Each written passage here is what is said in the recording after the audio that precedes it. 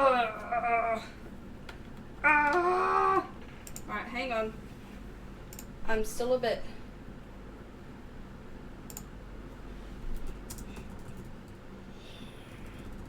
Hang on a second.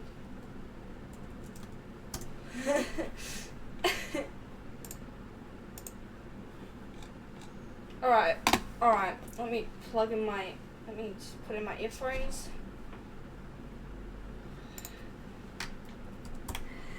Okay. Hang on, I'm setting everything up. I'm a bit unprepared. I haven't done any editing on my new video yet. Actually, I've done a bit. How are we doing? Is there any stream lag? Let me open up Stream Manager. Okay, hang on. Twitch. Hang on. It's gonna take me a second. I'm still setting up everything because, oh my god. Alright, I've already opened the game and the music's just playing very loudly. I should also close some tabs because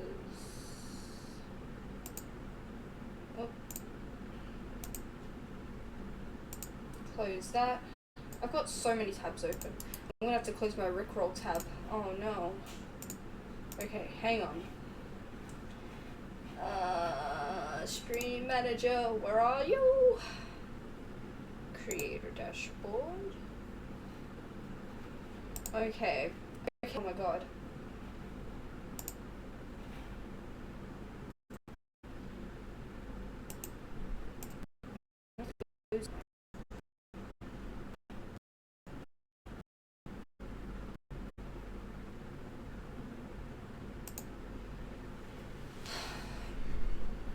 Okay, I closed two tabs. Is that my Stream Manager? Yes, it is. Oh my god.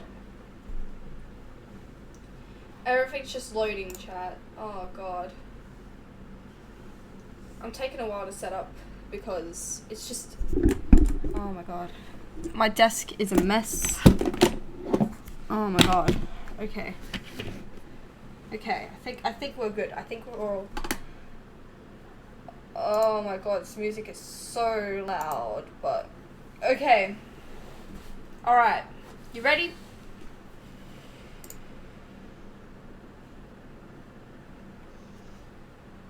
I'll do. Oh my god. How much is this stream lagging? Okay, we're doing alright by the looks of things. Alright. So today, we're playing our... What's it called? Our Life? Yeah. Alright, let me just... change capture. Alright, you ready for this?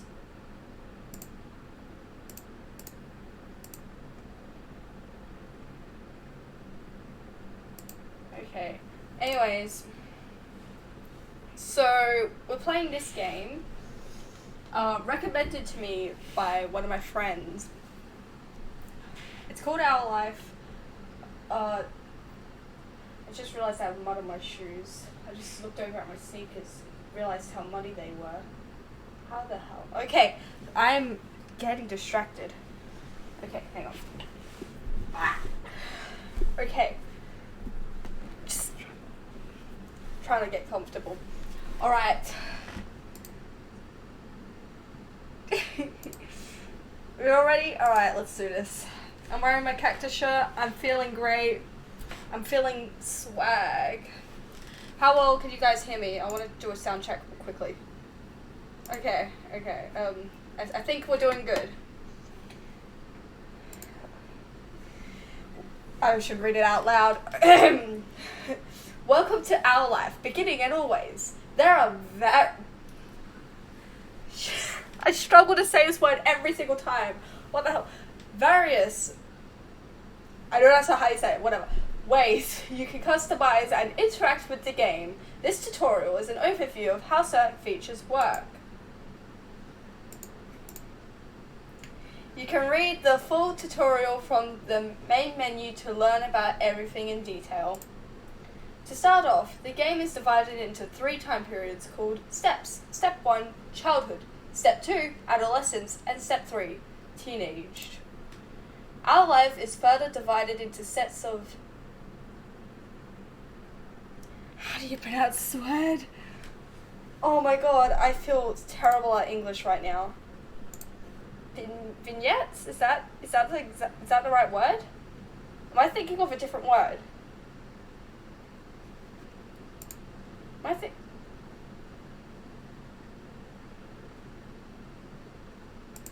Vignettes? Okay. That take place during specific periods of time. Those are called moments. Wait, is the chat in the way of... The chat might be in the way of the dialogue. Hang on. I really got to sort out this stuff better. Well, it depends on how the dialogue will... Oh.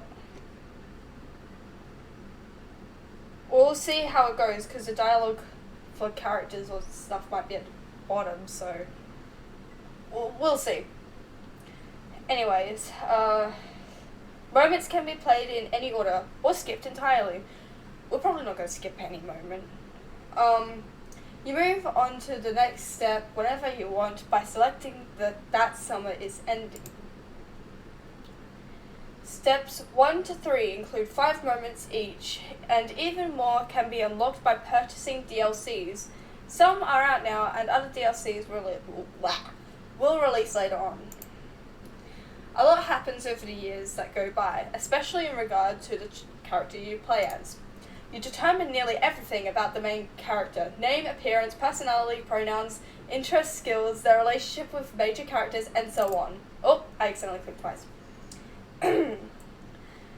You can decide to change the details as time goes on, with a few exceptions. Your last name, skin tone, and eye color can't be altered once set. Okay, that's cool. Much of the MC's main characters' basic traits are determined on a character creation screen. As the main character grows up, more options become available on the screen. As mentioned, one of the decisions you'll get to make for your character is selecting a name. You can type any name you like, or you can pick a preset name.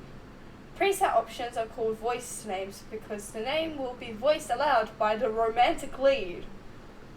You'll get to hear him say your name as you play through the story. Only the default name, Jamie, is excluded in the base game. Hundreds more can be added by getting a free voice name expansion DLC. The full collection of names is separated out as a DLC because of how large it is. If you're not interested in that feature, you don't need to get it. Each name in the DLC belongs to or was selected by someone who supported this project. On the character creation screen, there's a cute doll you can decorate to get an idea of what your main character looks like with the different traits put together. Not all the things you decide about the main character appear on the doll. The script referencing what you've decided for the main character is the main way those decisions influence the game. Our life is a first-person perspective, so your character doesn't appear next to the other character sprites. You only see the main character as a decorative doll and in special cut-in CG images. The cut-in CGs only appear if certain choices are made. It's possible not to see any during the playthrough. There's also a second type of special main character base screen, the interest and comfort screen. Unless you get DLCs, the game has one love interest. Cove Holden? Okay. He grows up with the main character, and the interest and comfort screen is crucial for determining how that plays out. Interest level sets how much you like him. There are 4 levels: disinterest, fond, crush, and love. Love is only available starting in step 3 if you were at fond or crush in step 2. Comfort determines how you generally react or think when it comes to him. There are 3 levels: nervous, relaxed, and direct. Your level of interest and comfort will set the type of dynamic your character has with the love interest. What you did in the past will influence the present, and feelings can change over time. You get to pick your interests and comforts near the beginning of every step. Comfort can switch between the 3 levels as you please. Your interest level can only stay the same or increase. Your current level of interest will become the new lowest option on the screen in the future. For example, if you decide to be fond in step 1, disinterest will not be available on the screen for steps 2 and 3, which will make fond the bottom level option for your relationship.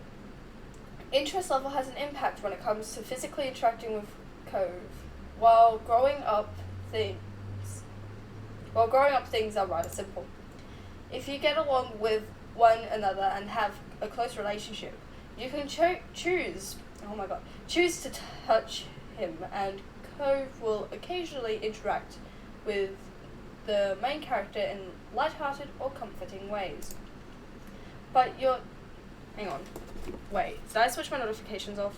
I just want to make sure, okay, I don't want to be interrupted. But starting in step 3, touching can become more romantic or suggestive if you're at crush or love. To make sure things go nicely with that, there will be an extra choice to determine initiative level. A bonus mini tutorial that goes along with the choice to explain the feature in more detail. Basically, even if you decide you like Cove, the game won't force you to act on those feelings. You can always choose not to get together with him, choose not to accept or give romantic gestures, etc. If you decide to date Cove though, you can't break up with him later. Interest and comfort gets the basics down, but it's the choices that appear throughout the normal game events that decide what actually happens between the main character and Cove. And it isn't only the main character who is impacted by your decisions. Cove grows and changes over the years. How he's treated and what he experiences help shape who he becomes. In step 2 and step 3, Cove's personality, appearance, and interest will vary based on what happened in the previous step. I like these sort of games where you get choices and stuff, like visual novels, which is so fun. Oh god.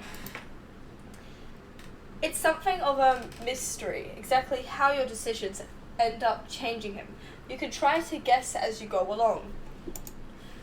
Or, if you prefer, you can also just design your own ideal Cove directly using the Cove Creator option that pops up at the beginning of steps 2 and 3. Making the choices you want is always more important than making a choice because you feel like you have to in order to get a certain result.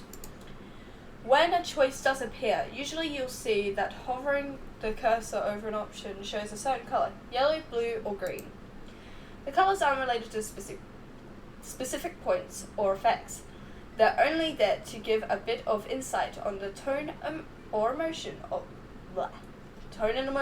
of the choice. Since text alone can potentially be read in more than one way. Blue tends to be casual, straightforward, yellow more emotive and reactive, and green less certain and uncommitted. Though there are hundreds of options in our life, and not every choice menu falls in line with that pattern. Picking just one colour every time doesn't give a gameplay benefit. Only stick to a certain type if that's what you happen to like. Otherwise, switch between them freely. Always pick yellow, never pick yellow. Pursue romantic right from the start. Never romance the love interest. Be disagreeable or amiable. I hope I said that right.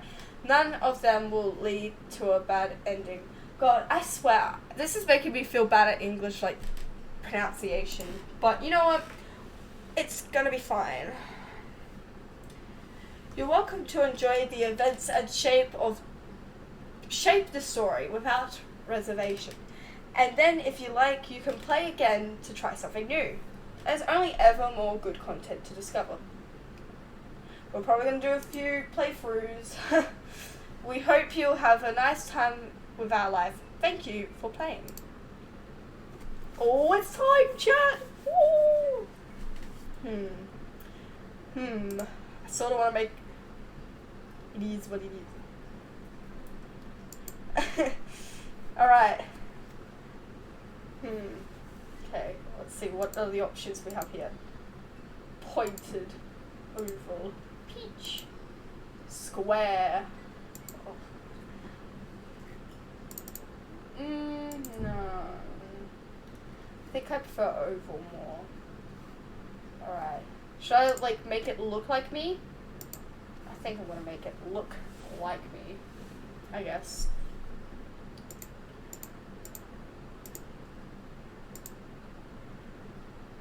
I feel like that's sort of my skin. Like that there, or, no, wait.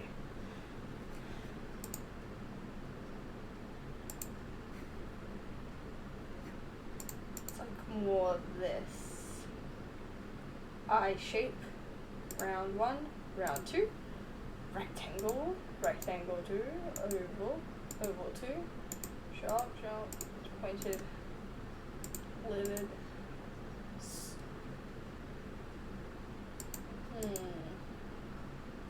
Round, probably round, yeah. Eye color, green,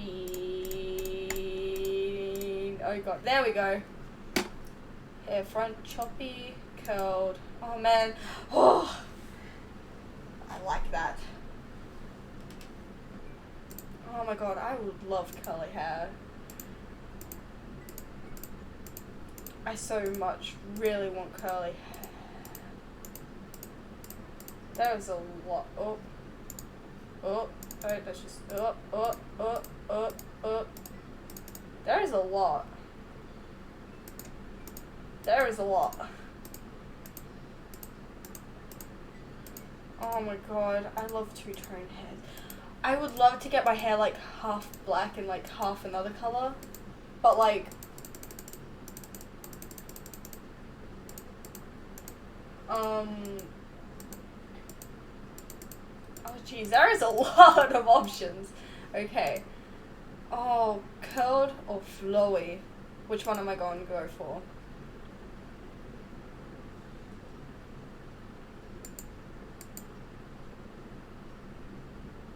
Which one? Flowy or curly? Help me out.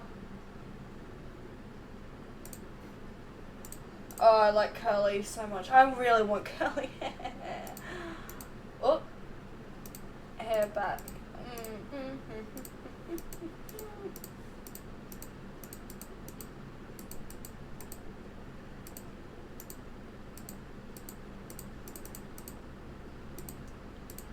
Oh god.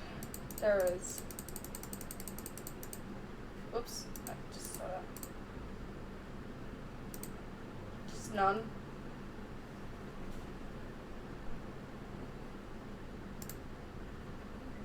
Yeah.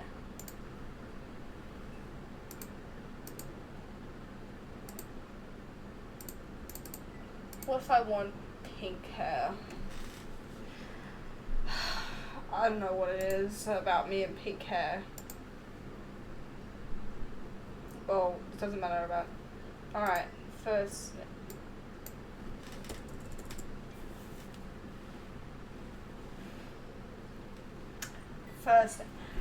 Chat.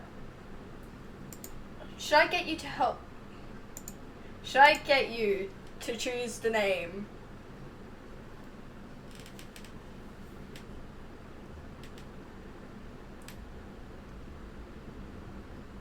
Donkey? You want to name it Donkey? I mean, I might. I'm gonna close Discord in a second. God, okay. Monkey, Harold.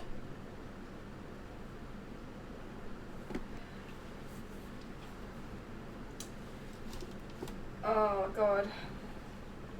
Baby! Get out of here. Get out of here. I'm gonna... Get out of here.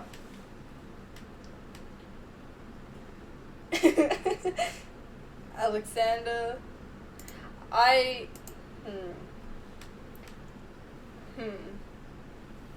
What about Alex? Like... Remy. Alex or Remy? I'll put up a poll. For Alex or Remy. I don't know. Like Remy the rat. Oh my god. Okay, hang on. Where's the poll?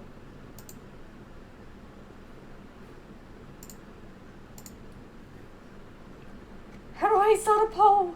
Okay, hang on. Wait.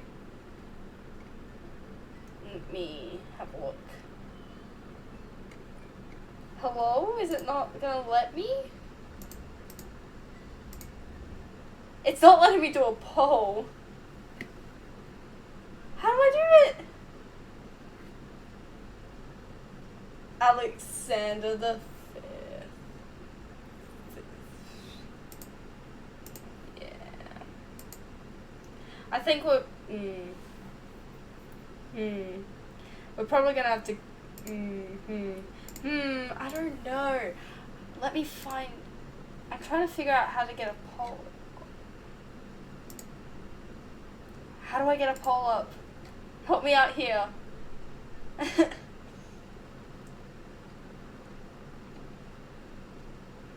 It used to be up here, but it's not here coming up. Poll in Discord? Should I do it on the Discord server? Alright, hang on, let me spam the link in as well. In case there's anyone watching who is not a part of the Discord server.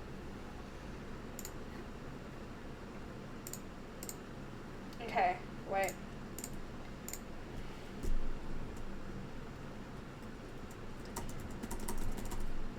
I've just spammed it a bunch of times. You're welcome. Alright, let's do it. Polls. I'll set the reactions up. Hang on. So, Alex. So, name for our life. Alex. What emoji should that be?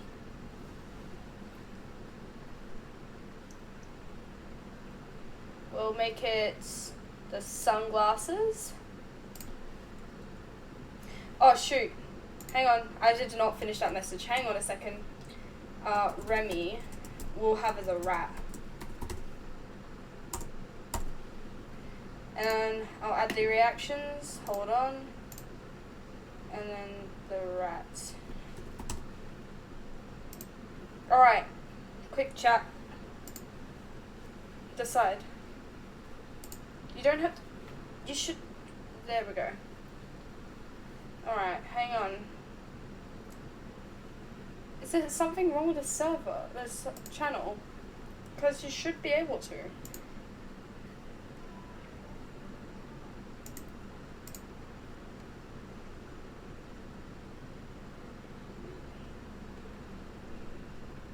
Well, you should be able to add, it should be there.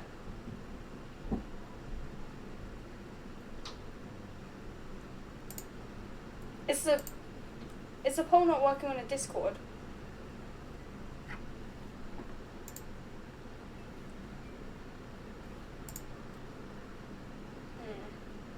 I don't know. I swear I fixed those.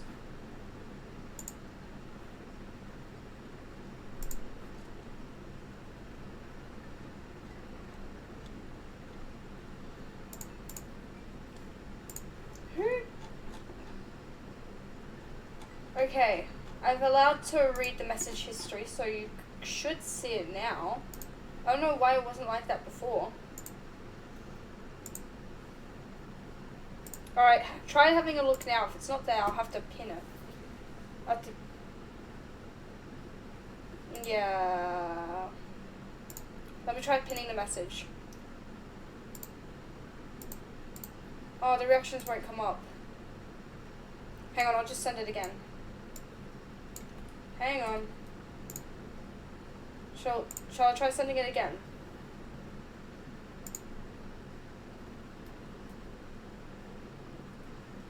Okay, hang on. We'll just delete this real quick. I know we should have already started the game, like, just... How long have we been streaming for? We've already been streaming for like half an hour. Okay. It's fine. Alright, you should be able to see it now.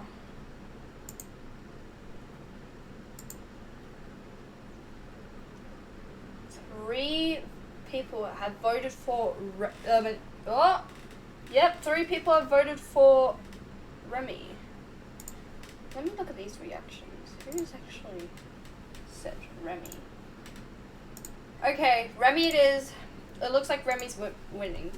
Remy. Alright, last name. Remy B. We'll just put B for the last name.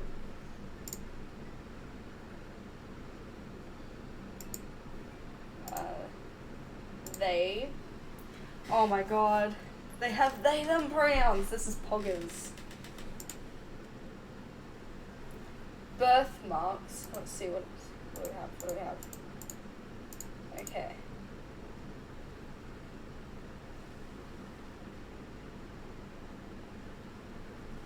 I have like birthmarks here on my face, like up there. So sure we'll have one birthmark. I have a scar. Where is it?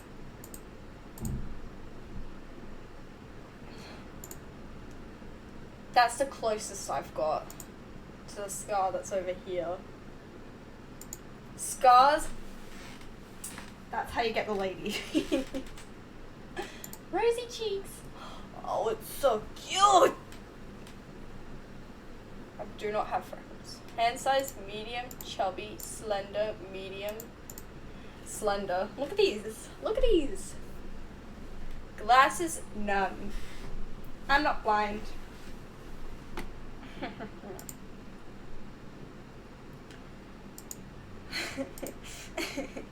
Alright.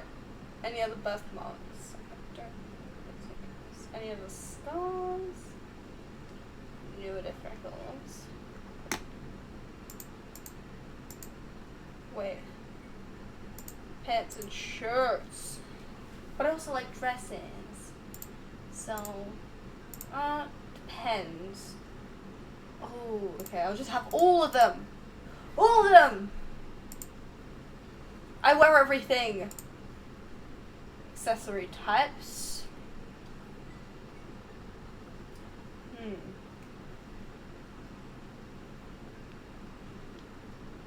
Necklaces, that's like the most common thing I'll ever wear out of any of those. Okay, I think we're done. We're all done. Can it be a voice note? Oh, hey. Whoops. Okay. Didn't mean to click that. Alright, we're ready to play a game. We're gonna play a game. Alright, let's do this. Let's do this. Summer in Sunset Bird was a special time of year. Your usually sleepy town began to bustle. Blah. I don't know why that was a mouthful. It was a popular tourist destination, with people coming from all over to enjoy the beach, the weather, and the relaxation that came with both. The smell of the ocean, crisp and salty, hung in the air, bringing 3 whole moments of schoolless vacation with it. I'm having a stroke here. During the summer, your moms didn't like you to wander too far outside of your neighborhood, so you knew the area pretty well.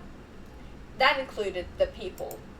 Families came and went from Sunset Bird, but they mostly stayed and did what your mom called putting down roots. They built businesses, they got to know each other, and they definitely said hello to the nice young kids who waved when passing their stores. Going for a walk around town mostly meant that the familiar, friendly residents waved or asked how your family was, or most often just said hello. Okay, we're making a first choice! Alright, you didn't really get why they always always had to say hi. They saw you every day, but you nodded back to them anyway. You ended up saying hi to a lot of different people, since most of the tourists that came and went every summer were the same ones. You were too anxious to say hi back to most of the other residents that greeted you, but they all knew you well enough to expect that. Well, I feel like I'm a friendly person. I would say I'm a social person. I say hi to a lot of people, so like it's sort of basing these choices of what I would do.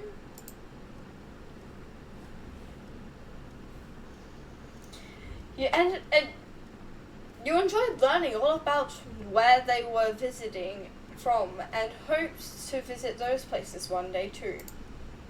But today there was a man sitting on a curb outside your house. He was sitting with his head in his hands, his whole body slumped over, and you wondered if he was even a real person, or a statue that had magically sprung up from the ground overnight. Whoever or whatever he was, you had never seen him before. One thing about knowing everyone in Sunset Bird was that people who you didn't recognize really, really stood out. It was rare for tourists to venture into the residential district, as your mom called it. So for you, not knowing who a total stranger was set off a lot of red flags. Your mom's had a talk with you and your big sister Lizzie about this kind of situation before. You hadn't exactly been listening at the time. You think it would be okay to talk to new people. They mentioned that some people aren't good to talk to, but other types of people can help you even if you don't know. You remember that it's okay to run away if you feel uncomfortable. You don't have to worry about being polite to them. Oh.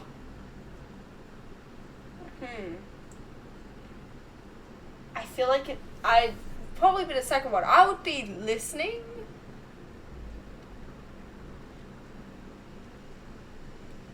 Because I don't think it's okay to speak. I don't think I would have found it okay to speak to new people. But then again, I do that at work, so...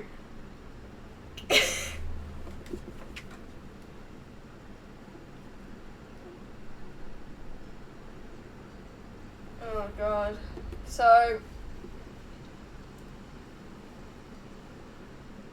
I think probably the first one. Because Laura would speak to new people at work and think it's fine. So... But you weren't sure about this man yet. Still, you felt a bit scared knowing that he was blocking the way to your front door, but you were pretty interested. You wanted to know more about what's going on. But he was acting like you didn't want to be bothered. I would feel a bit scared, honestly. Like, he's right in front of my front door, like, sitting on the curb, in the way of my front door. You slowed down, your mind racing for ideas of how to get past him unseen, but it was too late to escape. There was a split second where your eyes met, and you took in a shaky breath, your eyes starting to the sky, pretending to stare at a bird who was hovering nearby. Hey! His voice startled you and made you jump, but still you didn't look at him. I'm sorry if you can hear any background noise. My dad's watching a movie downstairs. He seems to do this a lot every time that I'm streaming. What the hell? But he knows I'm streaming, so he wouldn't have it as loud as he had whatever movie was playing before that I was watching. God. His voice startled you and made you jump, but you still didn't look at him. The bird landed on top of a nearby gatepost, and its black feathers ruffled against a gentle breeze. Trying to keep your eyes on it was tough, especially when the man stood up and started to make his way towards you. Not wanting to seem too approachable, you folded your arms instead. You're still unsure about him, but willing to be friendly, you offered the stranger a smile. Your whole body was frozen in place as he approached. I'm between, like, the last two. probably... Because I feel like I would attempt to be friendly. Attempt it. At least. Oh, just making sure the stream's not lagging real quick.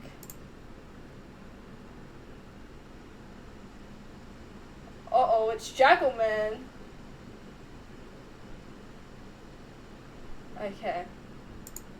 Thank you for the follow, Jaggleman.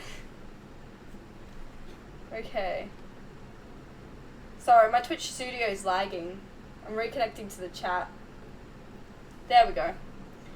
My stream manager on Google's working fine though.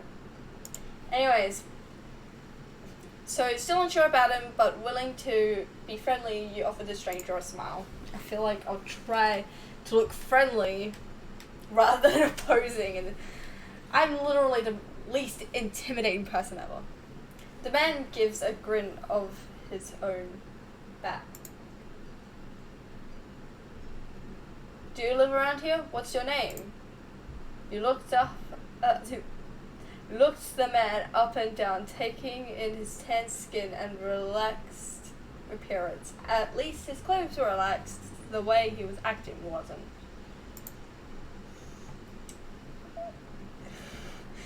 I didn't realize he was blinking. This was okay. This is cool. Like the art is amazing. I would look at the background. I would not be able to draw that. And it like person. He had sharks on his shorts and a stringy. Was I about to say a stringy tattoo? Oh god, stingray tattoo. And you wondered if he was obsessed with the ocean or something. While you made your assessment, he looked at you expectantly, waiting for an answer to his question.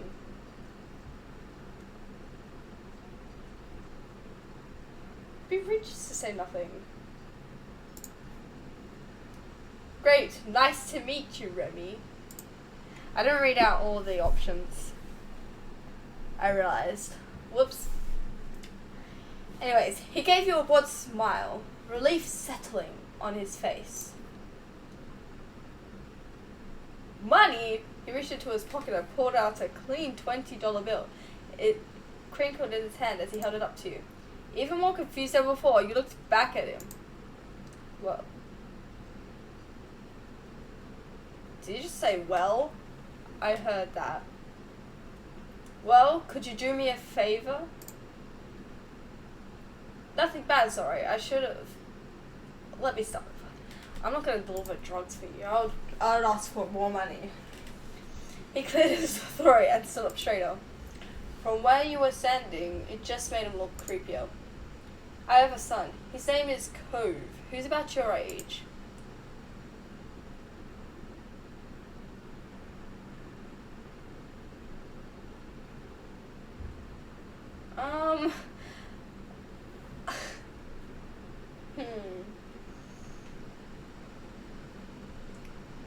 I think that's pretty cool. You've never met anyone with that name. He doesn't have a name, he's just Cove's dad. We moved in across the street, see? He gestured toward the house that had been empty for a year. His watch catching the late afternoon sunlight and reflecting off the walls. The gigantic for sale sign was finally gone. You must be Remy B, right? I met your moms earlier and they told me you were 8, just like him, so... He shook the $20 bill to bring it back to your attention, a hopeful smile tilting his lips at the corners. Can you try and be friends with... You're trying to pay me to be friends with him? Oh, now I feel bad. Just give it a chance and you can keep this. He's a good kid, you'll like him. But you've got to keep it a secret too, okay? It wouldn't be friendly to say his dad sent you. You eyed a man. You kind of felt sorry for Grace. Did other kids really get their parents to pay for friendships? That's what I'm thinking. What the hell? What the hell? Do people... What? I feel bad. Had your mom done that to you, for you and Lizzie? The thought made you frown. What did you say? You want to make the deal? You took the bill, you didn't want the money, you ran away. I don't want the money. I don't want to be paid for that. It's too weird. You deflated enough to notice, but not completely. Are you sure it won't be so bad? Even if it's just for the summer, that'd be enough. That only made this sound more strange to you. Why does it lasting for the summer matter? When it was clear his initial strategy wasn't going to fly, he tucked the bill into a back pocket and changed the request. I get it, you don't have to. Would you be comfortable with he and I coming by for a normal visit? No money involved? Yeah, I want to meet him? Okay, you can do that, I guess. You would have to ask my mom's. You didn't answer me. I feel like, because I'm an 8-year-old. His smile got bigger again. His eyes crinkled at the sides. Of course, they invited us over earlier, but I'd like to ask you too. Then I guess you can. I'll bring him by tomorrow. I wanted him to meet and greet with the neighbors today, but, well, I don't know. He's gotten off where he's gotten off to. He laughed when he said that, but with the way his face looked, you thought he would actually wanted to cry. If you see him, can you tell him to come home? Come on home. God, I don't know about come on home. He's got a pink cast and glasses. You can't miss it. Sure thing. This definitely wasn't the normal way kids made friends. You knew that, but you're still going to help. The man smiled and reached out to pat you on the head, paused before doing so, then pulled his hand away instead. Your moms are already checking around for me. Such a thoughtful group you are. Now I better go look too. Can't put everyone else to work while I keep sitting here. I thought he might come back and that's not what's important. I have to go. Thanks again, Remy, so much. He jogged off down the street without another word. Okay, but who pays people to be friends with your child? This kid must be lonely. Jeez, okay. I'm ready for this though. You decided to check the hills behind your house. Here we go. Step one. Step one. First sight. The chirping of crickets in the tall grass greeted you, quiet and familiar. From the top of the hill, you could see the ocean. As you walked, you could listen.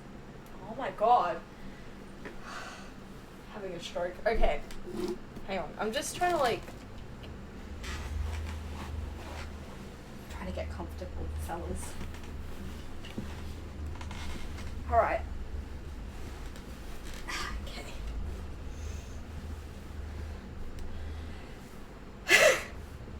I just thought that it would be better if you could hear me instead of the fan in the background, but there's nothing much I could do about it. If I switch it off, it's going to get too warm in here. Okay, anyways. As you walked, you listened to the crash of the waves on the shore and the seagulls squawking as they settled down for the night. Oh, I accidentally clicked twice. You always loved the ocean. It was so much fun. I hate the ocean. You loved to hear stories about the sea, about the merfolk and sea serpents. You imagined living far... Oops, I hit the mic. You imagined living far beneath the waves. You didn't enjoy the beach all that much, especially the sand, which got absolutely everywhere. I don't mind sand. It's just the ocean. I like hearing stories about sea. I feel like between the last two, because this one is just not me at all. I hate beach. I despise it. Sand is meh, it's okay. I mean, yeah, it gets everywhere, but it's just a swimming part for me mainly. You loved so You've always loved the ocean. It was so much fun. You love to hear stories about the sea, about the merfolk and sea serpents. You imagine living far beneath the waves. You didn't enjoy the beach all that much, especially the sand, which got absolutely everywhere. Yeah, the second one. Sometimes you could almost convince yourself you had seen the flash of a shiny mermaid's tail in the distance. God, this was me as an 8-year-old. It was. You took in a deep breath. You wanted to try to relax and couldn't. You weren't sure what, but something told you that you weren't alone, so you glanced around. There was a boy sitting at the top of one hill, almost completely hidden within the long grass and white flowers surrounding him. His head was buried in his knees, staring ahead by himself. For whatever reason, probably just that he wasn't paying attention. He hadn't noticed you yet. You watched him a minute longer, feeling a little bit like you'd found a deer in the wild. Though deer didn't have green hair, wavy eyebrows, huge glasses, pink casts, sad frowns.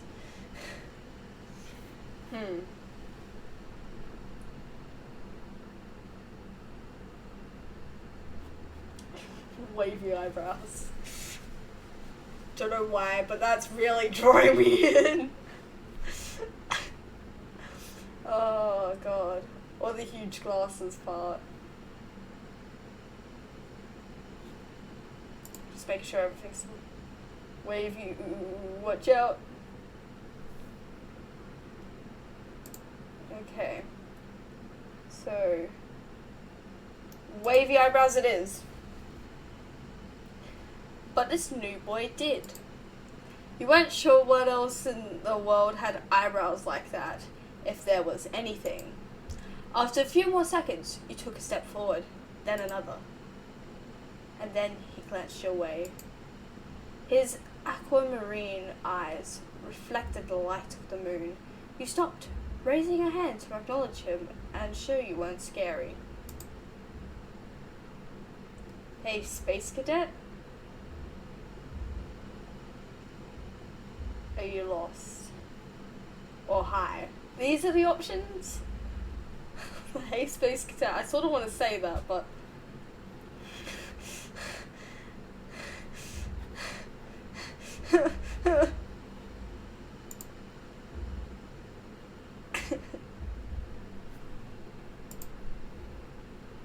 Hey, Space Cadet, or are you lost? Or maybe hi. Why is this a difficult decision? These are my first words to this person.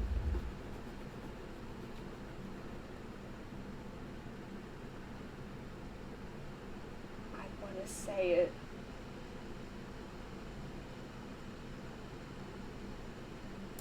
I'm gonna do it. For a start, he jumped to his feet, his hands balling into fists at his sides. He didn't say anything, he just stared at you in a strange way. He'd been crying. There were traces of tears at his cheeks and his knees, soaking the hem of his shorts. His eyes were still shining with a few more. You'd obviously caught him off guard. His pink cast seemed to glow in the twilight, though when he caught you staring at it, he hid his arm behind his back. Something the man earlier had said stuck out to you. Cove? Ah! Eyes wide, he studied you. How'd you know that? I met your dad. I'm all-knowing. Lucky guess. I don't want to say I met your dad. I want to say I'm all-knowing or lucky guess.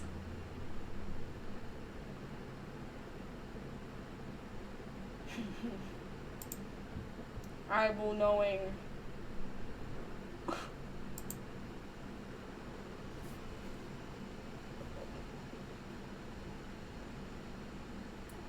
I'm all-knowing. That's a lie. Tell the truth. Okay, your dad told me who you were. Voice acting? That's voice acting! So, is this your hill? He gestured with his uninjured arm to the patch of grass surrounding you, his face falling at the prospect. I can leave if it is. You can't turn a hill or you shook your head.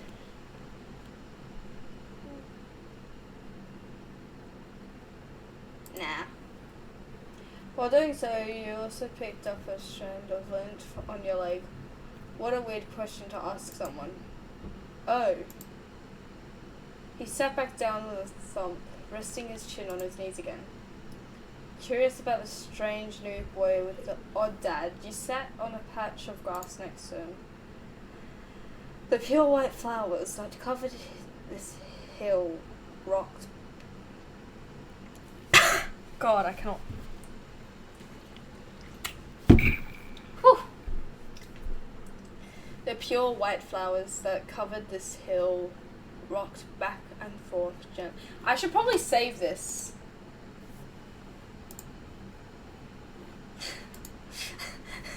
Don't want to accidentally lose it, oh god. The pure white flowers that covered this hill rocked back and forth gently as the stars twinkled above. The way they dotted the sky made them seem like flowers too. The night wind was cool as it travelled over the ocean and up the hill, chasing away the heat from the afternoon sun. Why here? Why'd your family move?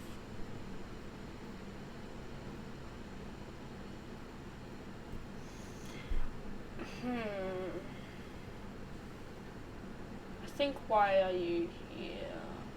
Maybe.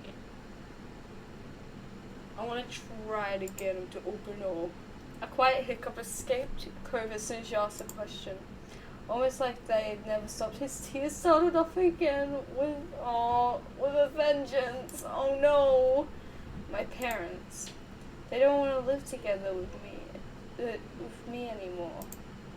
The tears fell fast and heavy over his flushed cheeks, sticking in his dark lashes.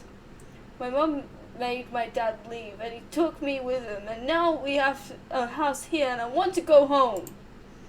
The outburst took you off guard. By the time he was done wailing, Cove's chest was heaving with exhaustion. He sniffled and removed his glasses, wiping at his eyes with the back of his hand before he put them back on again. I hate this place. I want my real life back. I want my mom. I'm sorry, Dad seems kind of nice. You'll like it here. You just have to get used to it. Stop crying.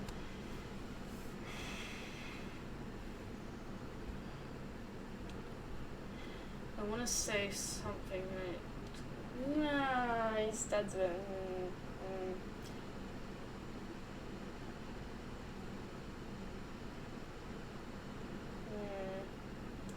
I'm not good at comforting people. This is really showing in this stream.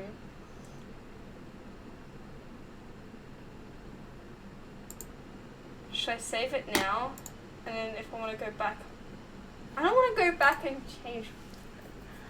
Oh.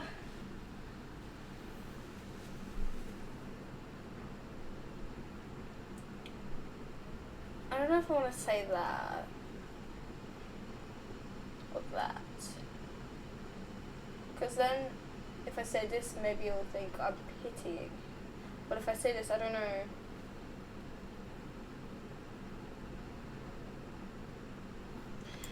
I don't know how to comfort people.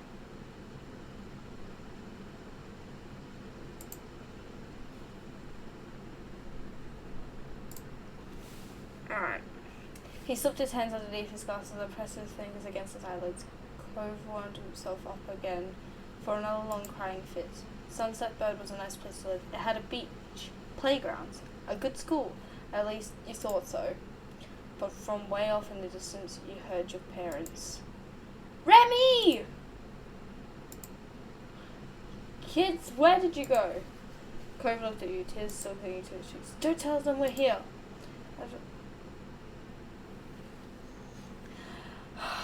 I don't want to go back to that house. I want to go home. You can handle it. You have to go. Don't worry so much. Sorry, I have to. It will be okay.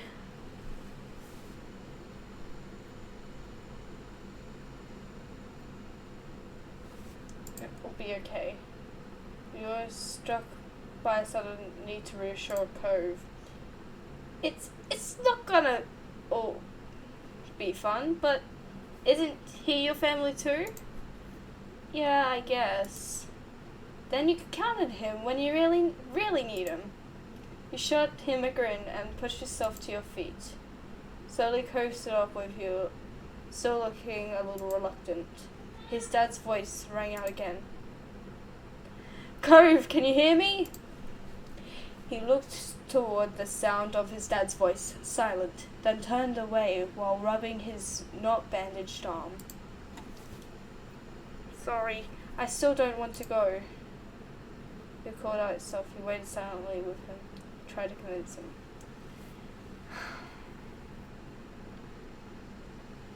You waited silently with him. Yeah, I get it. You do?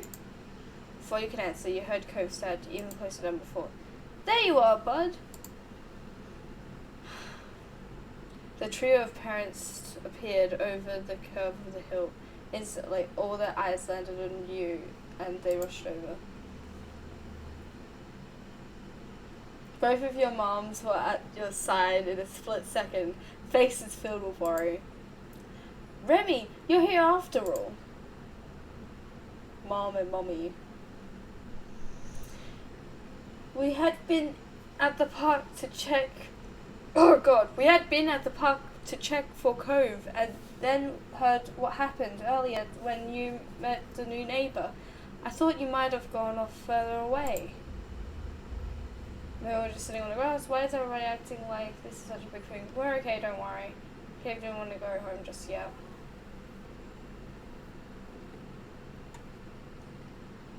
No, we're just sitting in the grass. Thank God you're both fine. Were you two having fun out here? You looked over at Cove, who was wriggling against his dad's tight hug and pushing at his arms. You shrugged. Yes, I like him. He's good. I think I'm gonna marry him. What? What?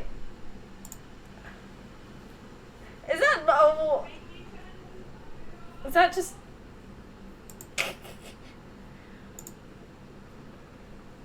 I'm just looking at the chat to see what was said there.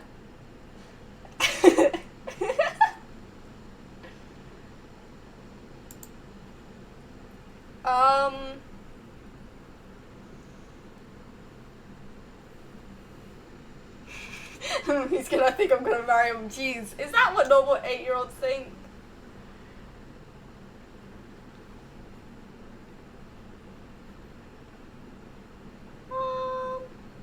I shrugged.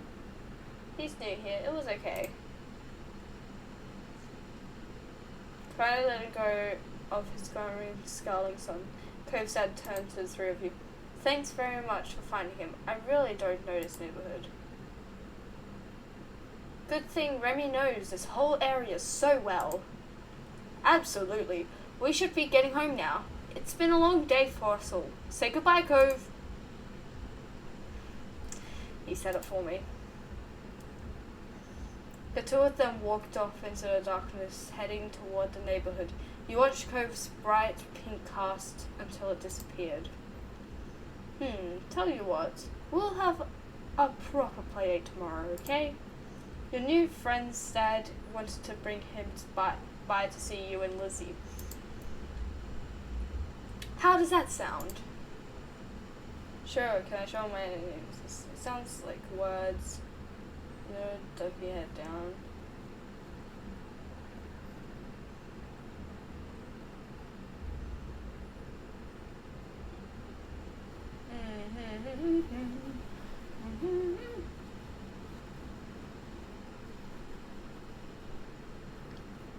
I feel like an 8-year-old really decided to just show their things.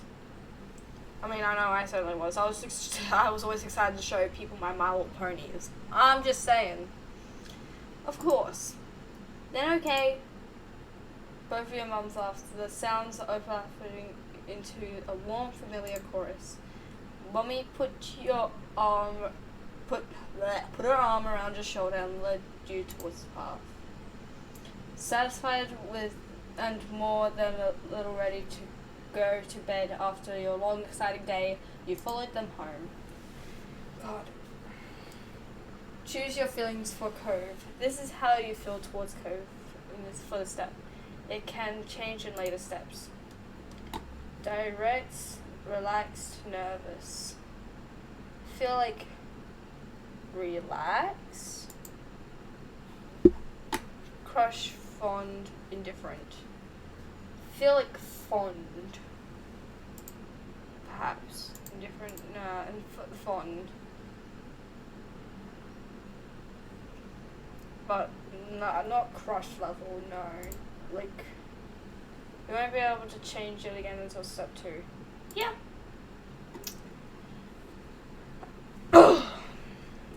God, childhood friendship is great. Let me save it. Alright. At the breakfast table the next morning, you finish your food faster than usual. Your sister Lizzie had run out earlier to go play, but you stayed put. Today, just like your mums had promised, Cove was coming over to hang out. Oh. Excited to see your new friend again, Remy? Yeah, I am. How sweet. I'm so happy you moved in. With that said, are you done with your breakfast? Yeah, I don't know, am I? Your bowl's entirely empty, so you noted. Yeah.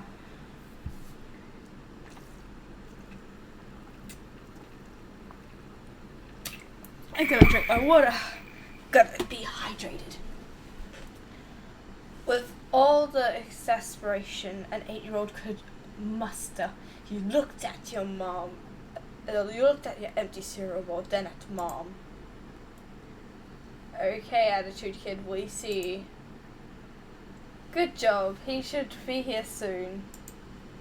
Cleanup began, and then, on cue, there was a knock. It was hesitant, like the person wasn't sure they were in the right place. Still loud, though. We need to get a more obvious doorbell. I know. Remy, could you get it?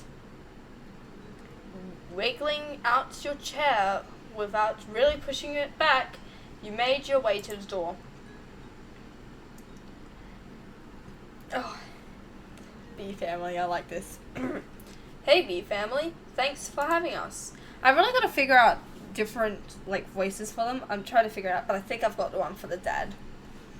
Mr. Holden, as your moms have called him, and his son were here. Cove looked different in the bright lighting of your living room, and when he wasn't crying. With his dad standing in front of him, With his dad standing in front of him and Mom and Mummy behind you, you and Cove looked at each other. Pleased to see your new friend again, you smiled at Cove. He smiled back with some hesitation. Let's go play in my room! Okay. Let us know if you need anything, you two. Have fun, kids. See you later, son. Play nice.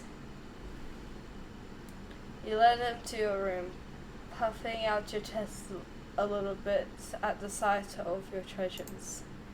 There were lots of stuffed animals, a cool bed, and a window to look out. Oh my god.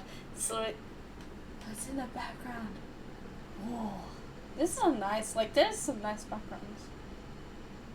I'm just taking it all in. Oh my god, I wish my room looked like this. It's very childlike, but it's so... That's me! There were lots of... yeah. It was a great room. You hadn't had anyone to show it to in a while, but you were really proud of it. He leaned in a little closer to one of your drawings on the wall. I like this. Me too, I drew that. Thank you. I mean, you gotta be polite. You're welcome. He smiled at him. You were proud of that particular piece of art, and you were glad he noticed it.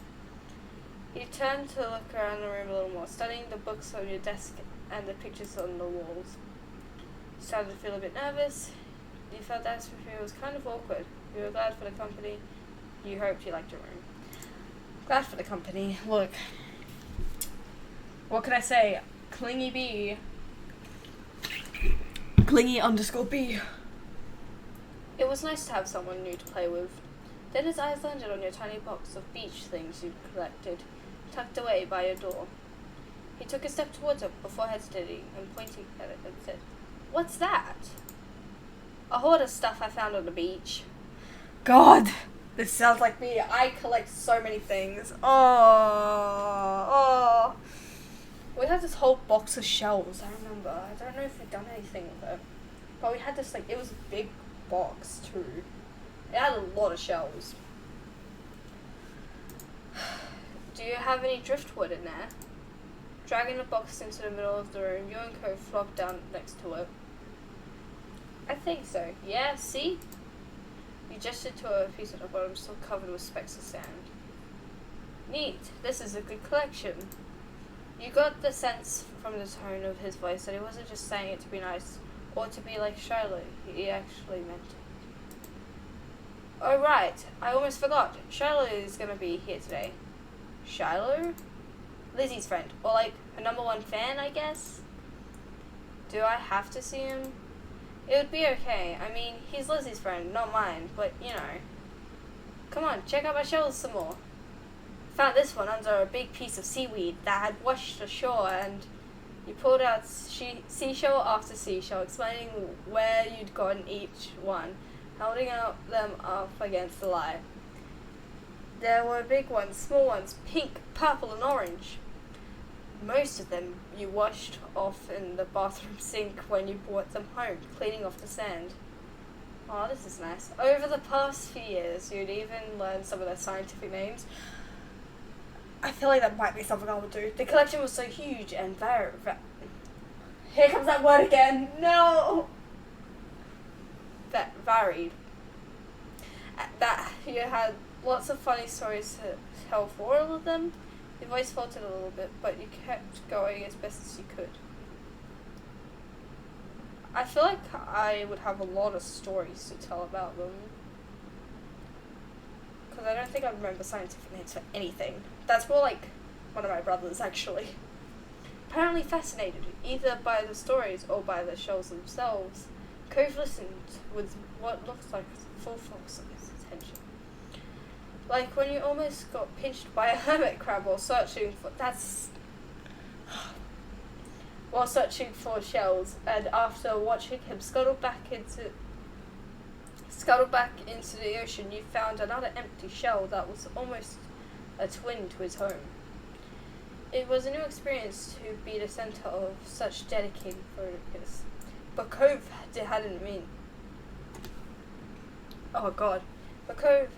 been mean to you, so you didn't mind. You smiled at him every now and then while showing him your collection. Kids, come on down to the living room. You could tell the idea was making him unhappy, but Mummy wasn't giving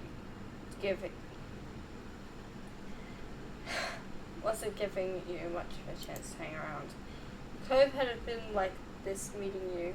You guessed it was because he thinks you found each other by accident, not that a parent made it happen.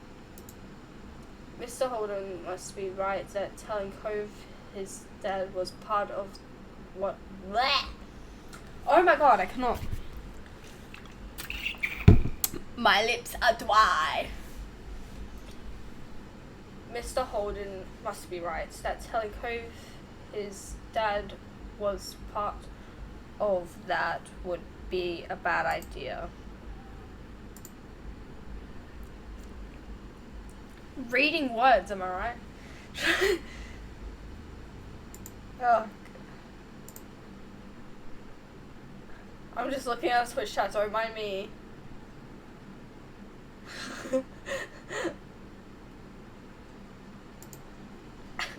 Okay. Before you knew it, you'd both been escorted downstairs and deposited in a living room ready for Charlotte's visit. The two of you sat side by side on the floor of your home's entryway. I bought a box of shells. I want to keep looking at them. God, why does this bring me memories back to, like, when I would have friends over? I feel such nostalgia for this. Like, when I used to have friends over, we would just sit on the floor, like, playing with toys or whatever. Oh, God. Okay, show us.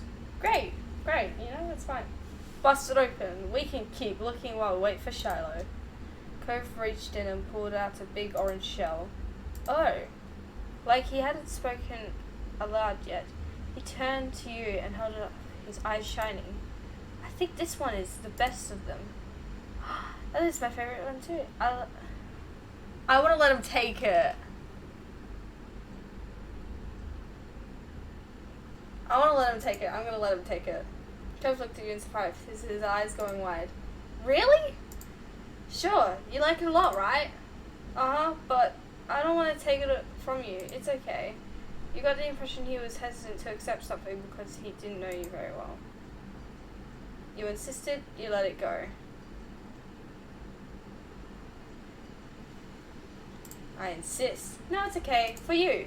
You pushed the shell against Cove's chest, willing him to receive the present, but Cove firmly shook his head and kept his arms tightly to his sides. But it was a battle you can win, at least not today. Cove was your neighbor now. Maybe you could give it to him another time. The two of you were still sitting on the floor looking through your collection of beach findings when a doorbell finally rang. Cove jumped, startled by the sound.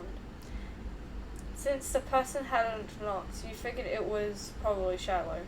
He knew where to look for that. Lizzie's friend? You nodded, but that didn't seem to make Cove feel better. Oh God, I have a pimple, like, on my eyelid, and it's very sore. Actually, not really sore, but it's, like, annoying. It was sore earlier, though. Oh God, I think I... Anyways, I'm getting distracted, jeez, okay.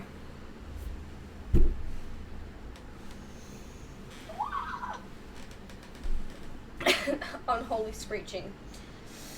It was already obvious that Cove didn't hide his feelings well. You could tell that he was thinking right away. This isn't a good idea. You'll be alright. He's here. We can't tell him to leave. He's at our only door, and if you go upstairs, he'll find you. Cove glanced around the room, his eyes wide, and finally paused his gaze looked onto the back of the house. I can go out the window. He was already walking towards it. Scrambling to think of something to say, you stepped forward, then paused. Do you want to break your other arm? Charlotte is the least scary person alive. Cheer up, Charlotte's gonna like you. Please don't get hurt. I'll come with you. Good idea, let's go.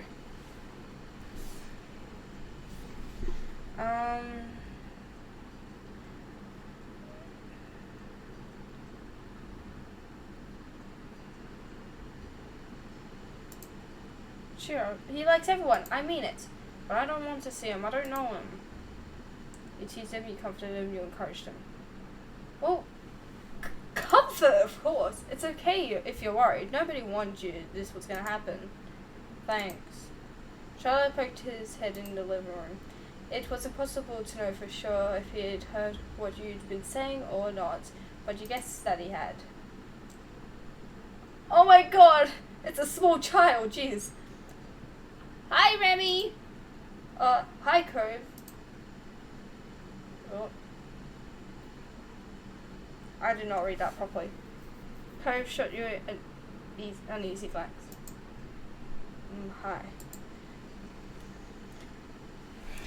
Wait, I'm gonna have a little child voice, hang on. I'm gonna do the child voice I did for the improv with Jaggle. Hey! Oh God.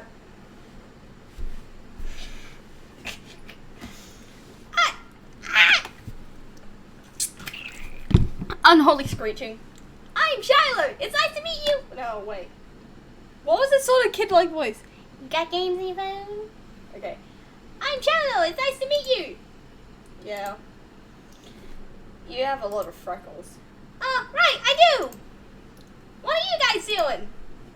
Well, looking at shells. Awesome. Can I do it too? trying to do the little kid voice. I can't do the same one I did. Was that the exact same one or not? I don't even know. You're gonna die if you keep the voice up. I'm not. I'm gonna keep this voice up. I'm gonna keep the voice up.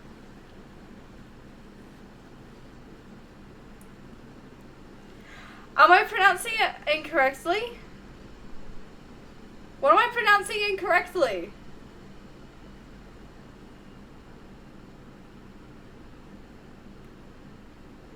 Sheila? I didn't know.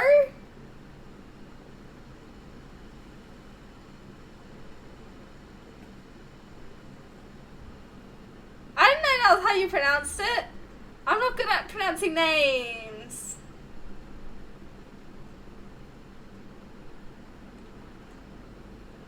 I'm sorry.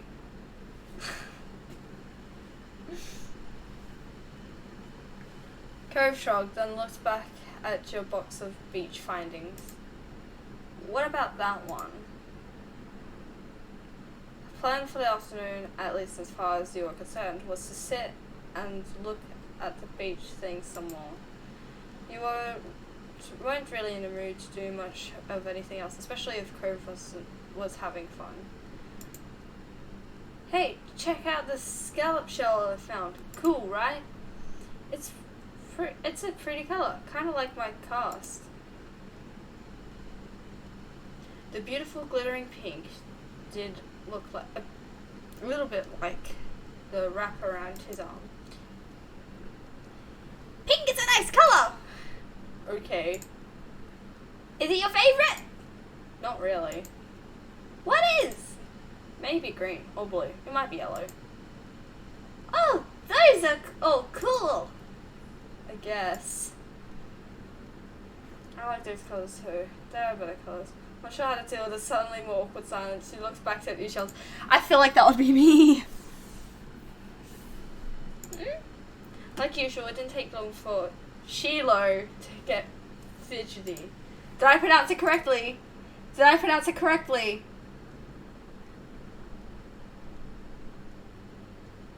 Did I pronounce it correctly? Okay. Good. Lizzie was his favourite.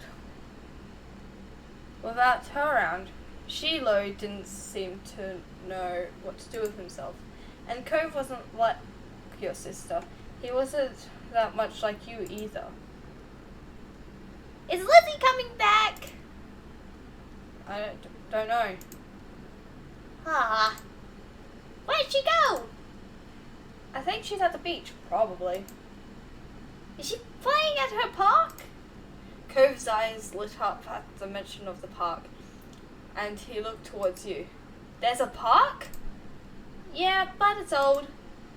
Can you show me? I want to go. He started getting up before you had even answered, and Shiloh jumped up beside him in excitement. Really? You do too, right, Remy? The park is fun! I love it. The park is pretty great. No. I love it. Look, when I was a child, I loved playgrounds. I mean, which child didn't, if... God. Yeah! It's right at the beach! So there's lots of fun stuff to do, and lots of sand! It has a jungle gym and a bunch of swings. That sounds like it would be cool. So, I'm gonna find Lizzie? Don't know, I never really wanted to see her. I just wanted to check the park out. Adrift without any direction, Shiloh finally turned to you. Okay. He packed up. Both boys really wanted to go. It was only fair.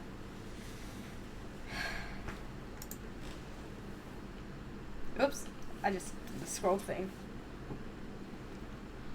After getting permission from your mums, the three of you were ready to head out. It was a short walk to the park. Lizzie had convinced your mums that it was so short that she should always be allowed to walk there by herself. God. When you found her, she was hanging at a jungle gym, swinging back and forth. Hey, Lizzie. Her face lit up when she saw you, her big brown eyes going wide. Remy! Shiloh! Hi! She dropped to the ground and landed with a soft thud in the sand. Oh god.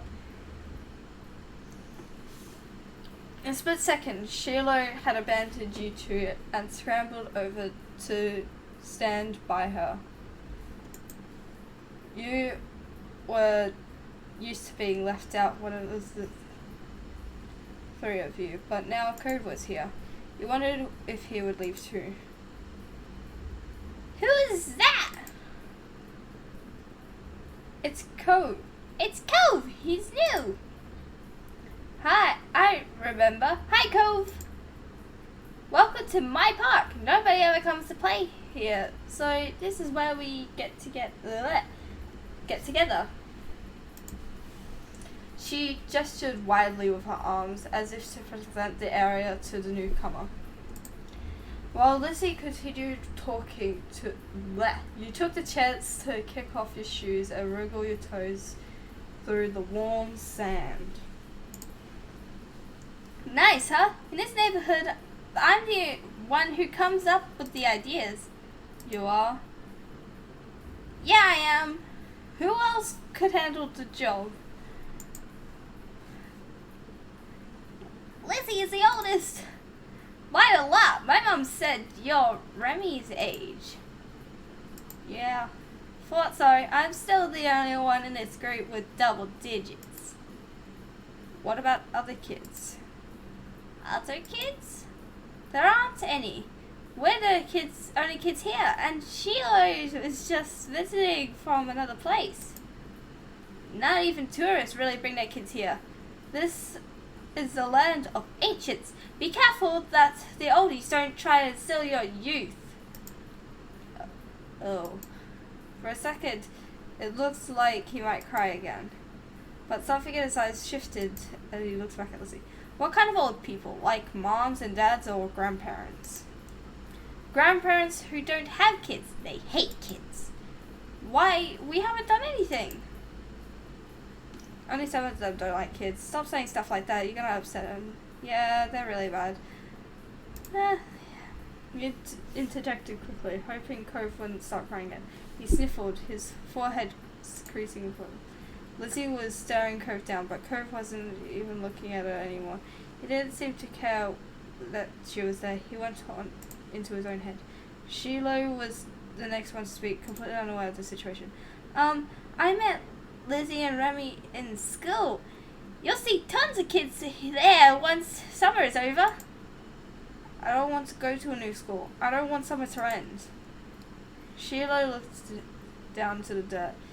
He hasn't had much luck striking up conversations with Cove. Aww. I like summer vacations a lot too. All the building tension in the air suddenly vanished when Lizzie laughed. At Sheila's discomfort at how weird she thought Cove was.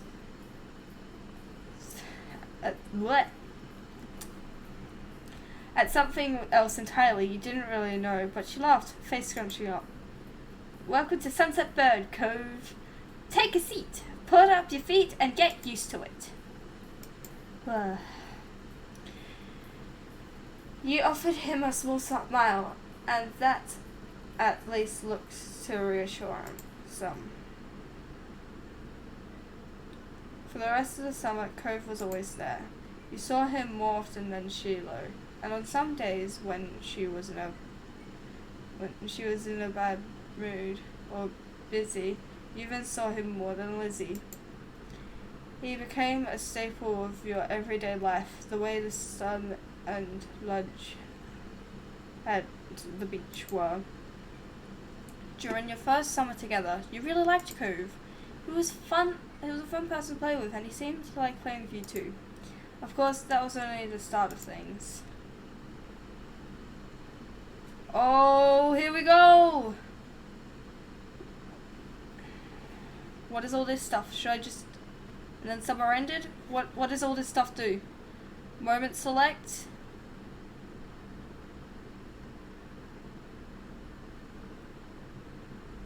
Do I select these moments? I should select these moments first, shouldn't I?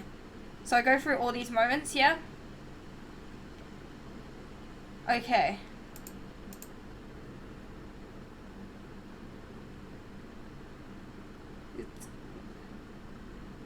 Yeah, I have one playthrough then from the start. Okay. Come back before it gets dark, alright, sport? I really need a drink, jeez.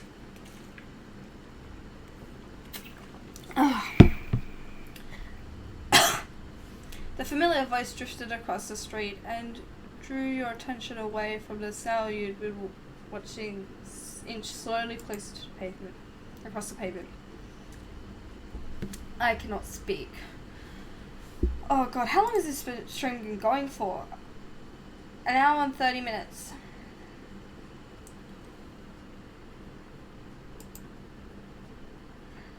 Okay. Yeah, I can play for longer.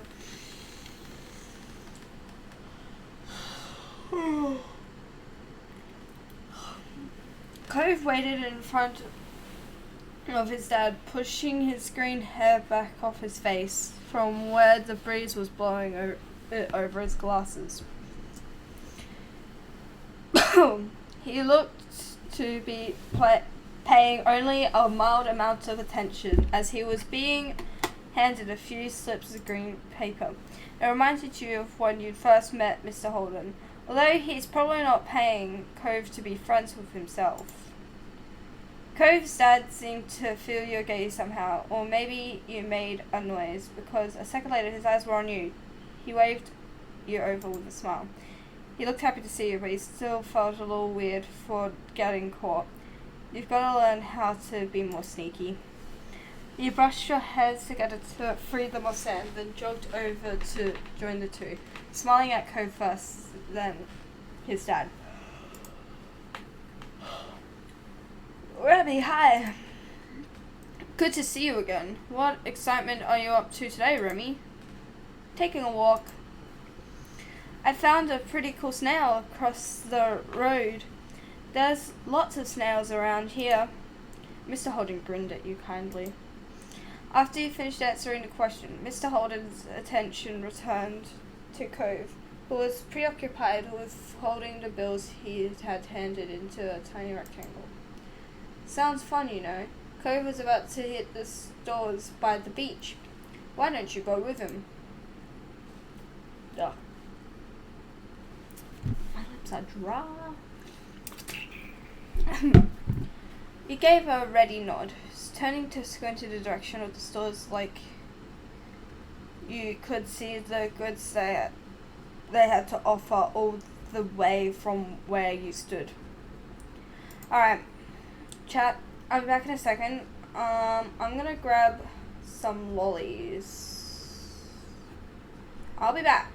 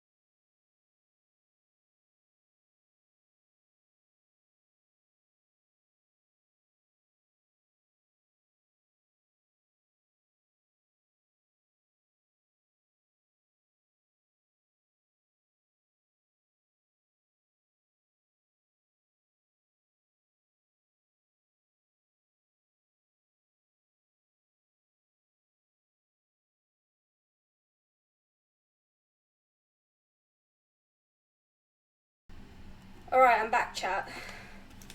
Yeah, I am a filthy snacker. What about it?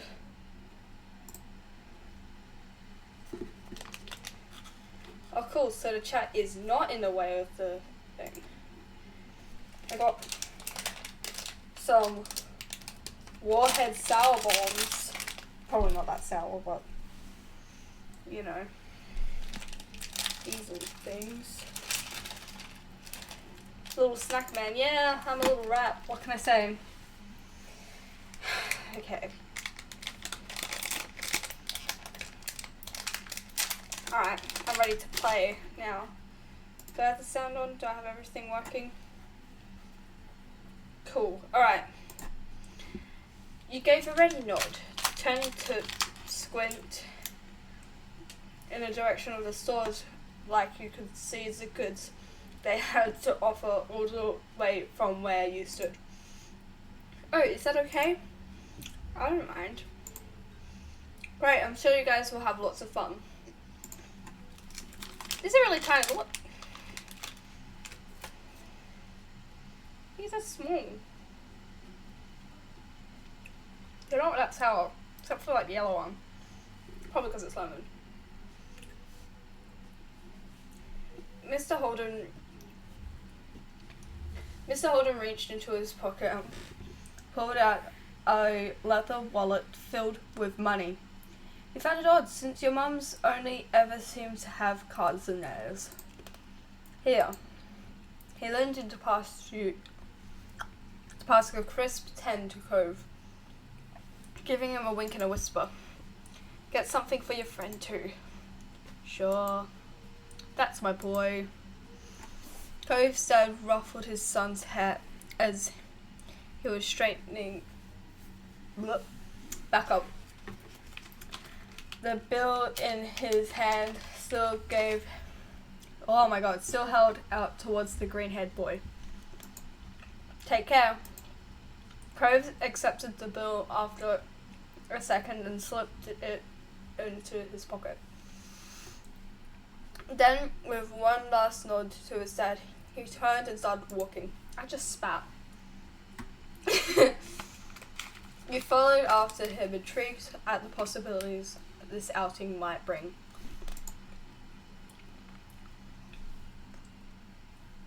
Cove strayed towards the gentle tide, creeping up the sand, and you fell into place beside him.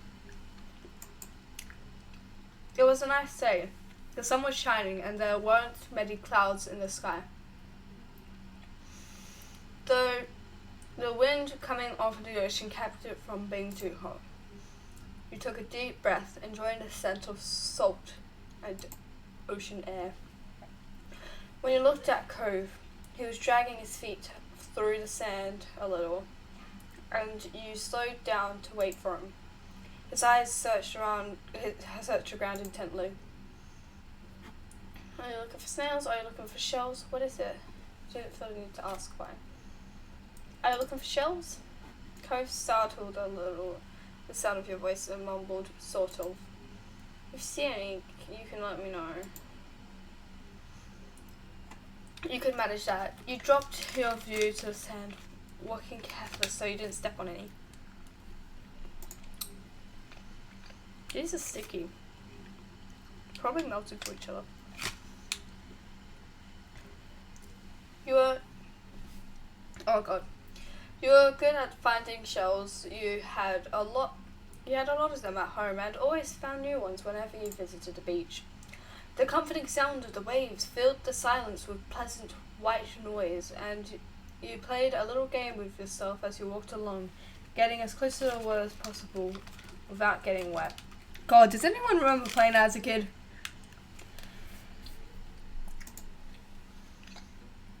It resulted in you having to run up the sand quickly when a wave rushed in more than a few times. And although Cove threw a few glances your way, he didn't say a word.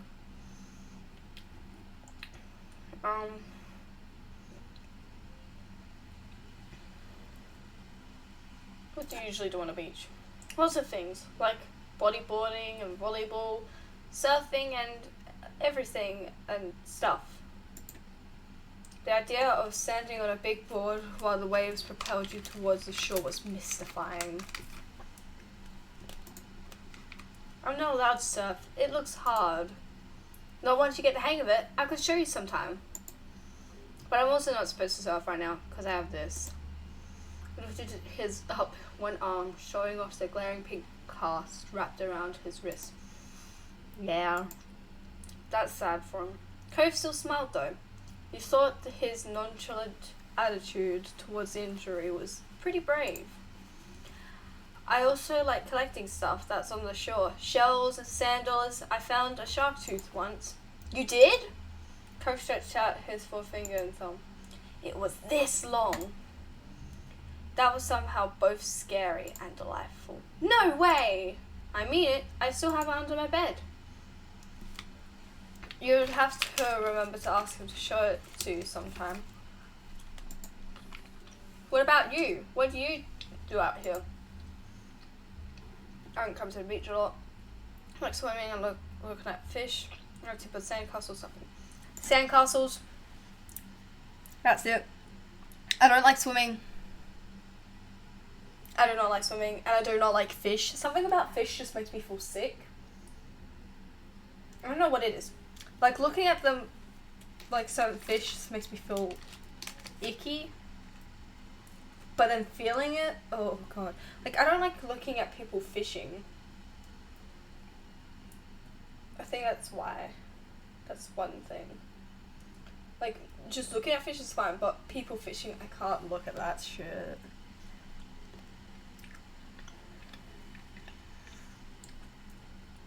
But oh my god, I used to build sandcastles all the time. There was one time I was building this big sandcastle with my cousins, but when we were camping. But these random kids just decided to destroy it for no reason at all. And it was very clearly there was a start of something there. And they broke it.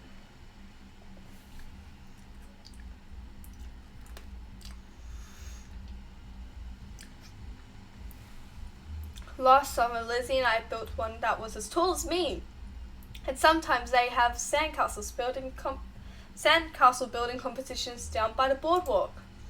Cool, I bet you could win. He smiled at Cove. Maybe the two of you would build one together one day. Once you reached the shopping area, the noise level grew exponentially. No longer just waves and footsteps, but the chatter of people enjoying the lovely summer day. The call of birds trying to find bits of food left behind, and lots of salespeople trying to get attention. You sniffed the air as you walked beside Cove. You could still smell the ocean, but there were other scents too now. Pizza, pretzels, hot donuts. It's nice, it's not very nice, it's alright. It's nice. The energy surrounding the area seemed to fill you, and there was a bounce in your step as you began looking at all the familiar sights. There were so many things to do. You didn't know where to begin. You looked at Cove, hoping he was just as excited as you were. Cove was glancing from one side of the street to the other with a look in his aquamarine eyes you couldn't quite work out. What's that? Cove pointed at a large crowd of people gathered near a few tables with large colourful umbrellas blooming from their middles. You couldn't see past the adults who were blocking the way, but you knew there must be something worth seeing. Without another word, the two of you hurried over to see what all the commotion was about. Feast your eyes on the amazing Alexander! Well, it's lucky I didn't pick the name Alex.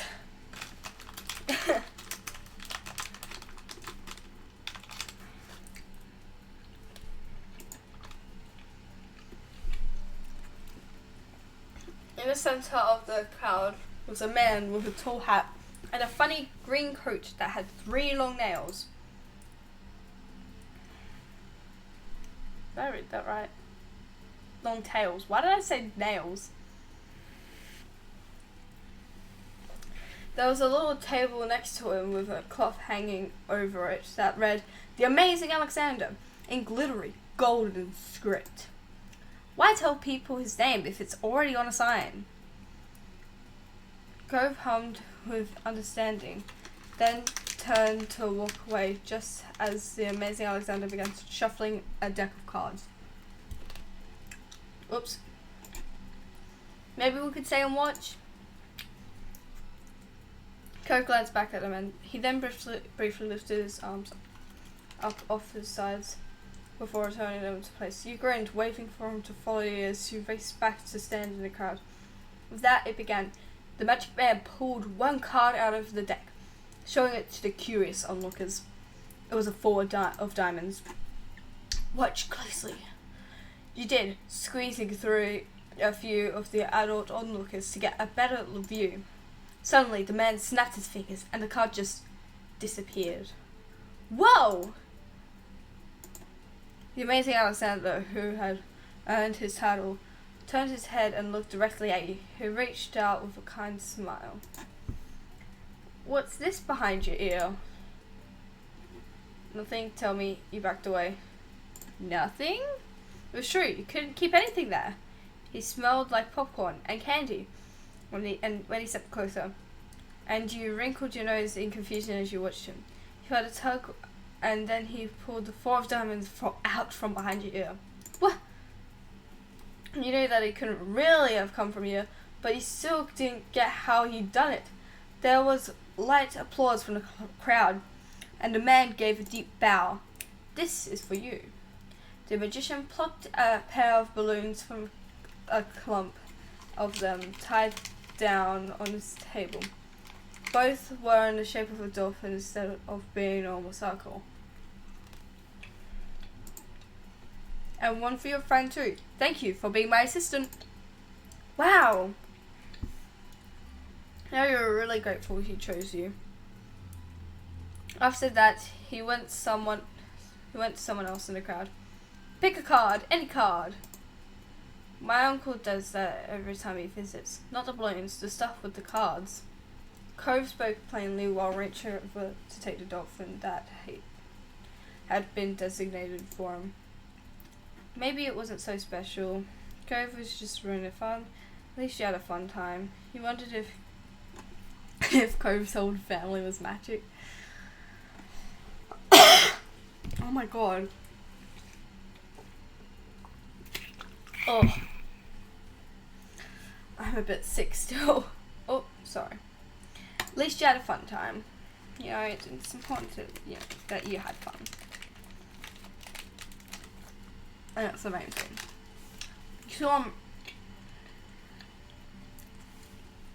You saw a magic trick and you got a great balloon. That was more than enough to make it a worthwhile event. You thought that if you could find a card to practice with, maybe you could make it disappear too. Oh my god.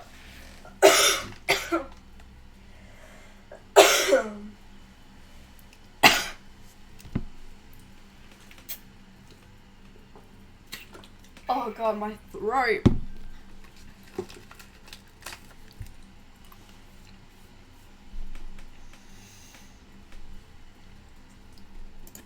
Oops. Ow.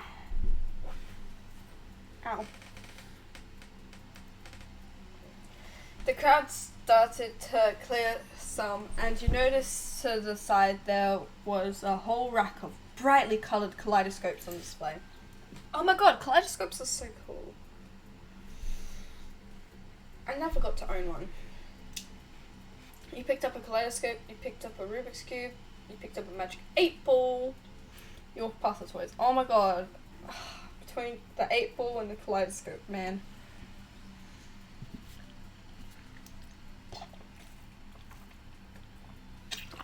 Oh, I picked up a kaleidoscope.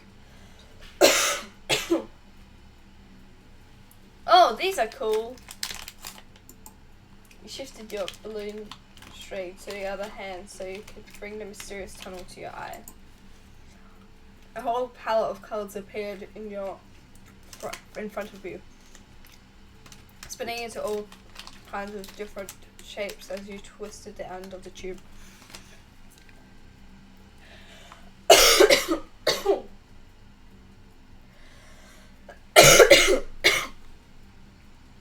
Oh god, I've just been sick for the past few days.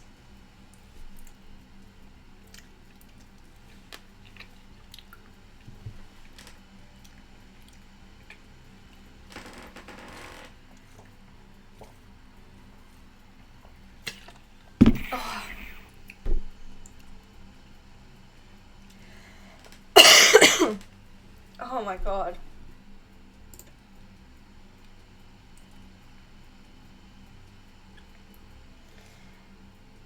I'm coughing right into the microphone, I'm sorry.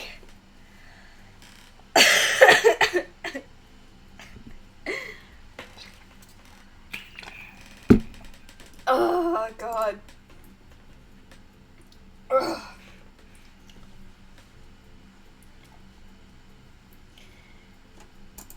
Oh god. Cove picked up one and looked through, twisting a tube at the end.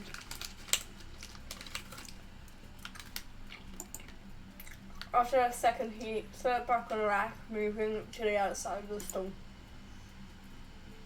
He went under the awning, careful of his own fellow dolphin, and you joined him.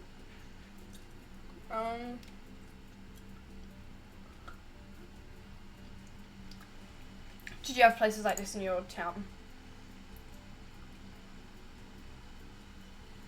Cove blinked at you for a moment, and you wondered if you shouldn't have asked.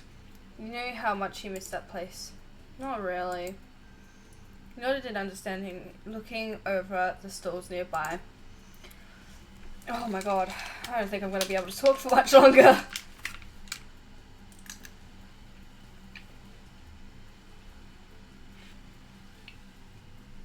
While Cove looked at the sand pails, you were drawn to a table with colourful keychains laid out on it. They were sewn into the shape of sea creatures. Oh god. And there was a plaque that read, "Handmade, standing proudly in front." There were lots of different types. You saw a dolphin. Did I just finish my whole packet? Yeah, I did. You saw a dolphin, a shark, a crab, and a turtle. I love turtles. Your hand stopped on the sleeping turtle, just barely poking its head out of the shell. And you had flecks of metallic green. It had flecks of metallic green on its back that caught the sunlight when you picked it up. You remembered that the turtles you had seen once at the aquarium. You had been mesmerized by the way they gently glided through the water. You were instantly enamored.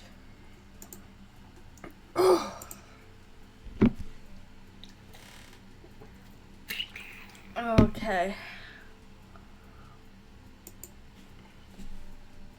Checking the price though, your heart fell. $6. You didn't even know how much about money, but you thought that was a lot to spend on one thing. You rarely had more than a $5 bill to your name. Is that what you want? Huh? Oh. It's $6. I didn't bring any money. It's fine. Oh, hang on. Hang on.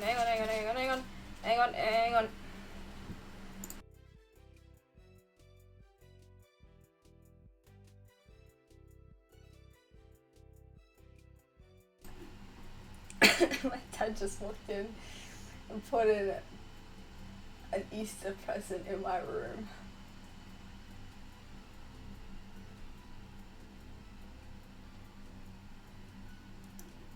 He put in an Easter present into my room. It's the Rise of the Shield Hero pillow. I've really got to catch up on that. I know season 2 is probably out and I still haven't seen it yet. Because I was watching it on Crunchyroll, but damn, the amount of ads. God. It's fine. Really? Really? Are you sure? Hooray! You don't have to. You don't want... I don't want you to get it for me. Really? Really? Whoop. Yeah, really? Really? Should save it here.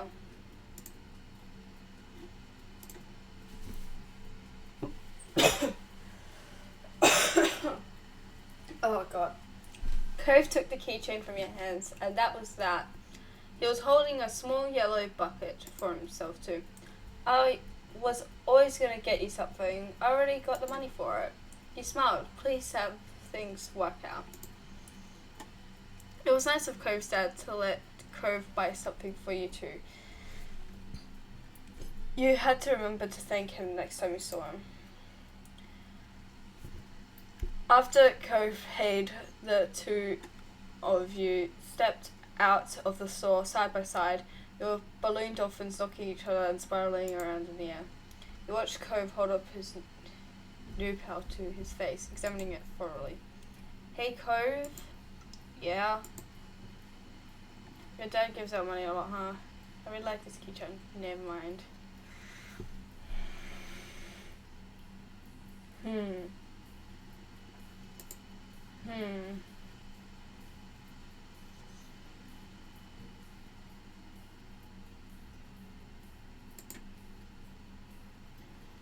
I don't know if I want to say the first one.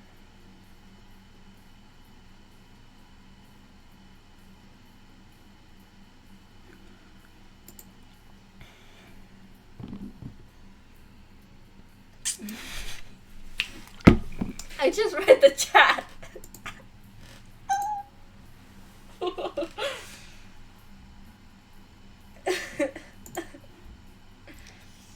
I don't want to say that.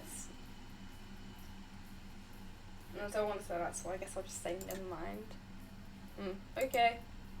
Cove looked further down the street where different food carts were lined up. Ah! Food! He rested his non-cast arm over his stomach, and just as he did, yours let out a light growl.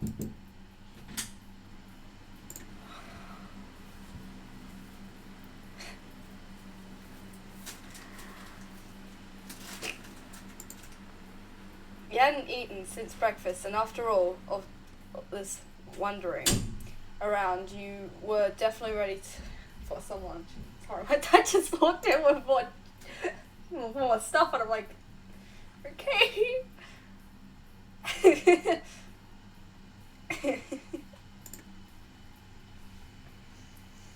You hadn't eaten since breakfast, and after all of this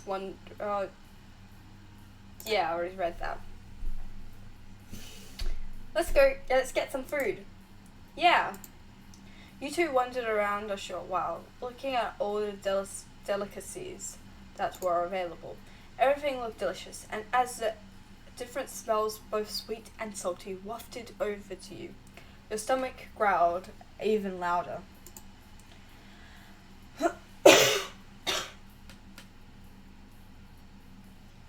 Alright, good now? Never mind. My bottle's nearly empty. I'm probably gonna have to fill it up. Okay. After passing up hot dogs, snow cones, ice cream, and pizza, you both agreed on pretzels. Cove got something sweet and cinnamon-y on you. And you got a plain one, got one with cheese, got one with sprinkles, got one with chocolate, got the same. Sprinkles! Everything is better with sprinkles. You licked your lips hungrily as the vendor handed your pretzel over, ready to take a big bite. It had a vanilla coating and 100 colored sprinkles on it, just the way you liked it. Your moms didn't like you to eat too much sugar, but this was a special occasion. Found an empty table close enough to the beach that the grit of the sand made terrible noises when you dragged the chairs to sit down. These balloons are gonna make it hard to eat. Cove placed his bucket on the table as he stared at his still balled up hand that was wrapped around the string. You opened your mouth to agree. Before an idea hit you. I know! After carefully placing your pretzel somewhere where it couldn't get sandy, you tugged the balloon dolphin out of Cove's head and tied it in a delicate bow around his wrist. Oh! Cove bounced his arm up and down in place, testing the stability of your knot. After watching his balloon jostle around but remain attached, he smiled, satisfied. Can you do it for me? He repeated the ritual. Cove struggled somewhat, with the cast restricting his fingers on one hand, and the string already tangled around the other. Got it! The two of you spent a moment admiring your handiwork, both hands now free to allow easy munching on your pretzels. You bit into the doughy treat, savouring the taste in your tongue with a smile as you looked out over the ocean. After a time, you finished your pretzel. You were done before Cove. It was boring not to have anything to do. You pulled on the string of your balloon to bring it down to your level. Then you held the dolphin in your hands, manipulating it to make it look like it was jumping through the air. If you turned to face towards the beach, it almost looked like it was swimming in waves like a real dolphin. A laugh came from your side. When you glanced back at Cove, he had the left remaining part of his pretzel on the wrapper, and he was gripping his Jesus Christ. He was gripping his dolphin too. Mine's name is Merryweather. He's the prince of dolphins. Cherry, she's actually an alien. Sam, they're just a regular dolphin. Splash, the star in movies. I like the alien one. The prince of dolphins. I like where this went. When no one is looking, she transforms back into her true self. She has purple skin and 10 eyes. You sighed, wishing you could meet a real-life alien. What's yours? Cove considered this question before, but placing a balloon against the table and resting his free arm across it in contemplation. It's... With a loud pop, the dolphin exploded into ribbons. Oh no! Oh, for a second all Cove did was gape in shock. Then his cheeks puffed up, squinting his eyes. You saw tears start to glisten. Remy, You made a joke. You offered to find Alexander. You offered to give Cove your balloon. Didn't say anything. He would be alright.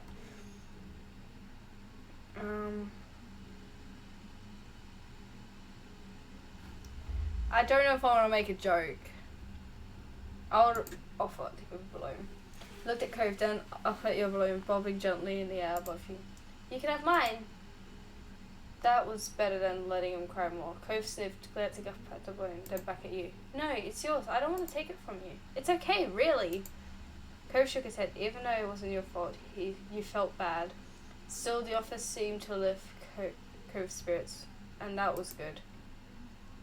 The passing of Cove's balloon was the last major event of your adventure.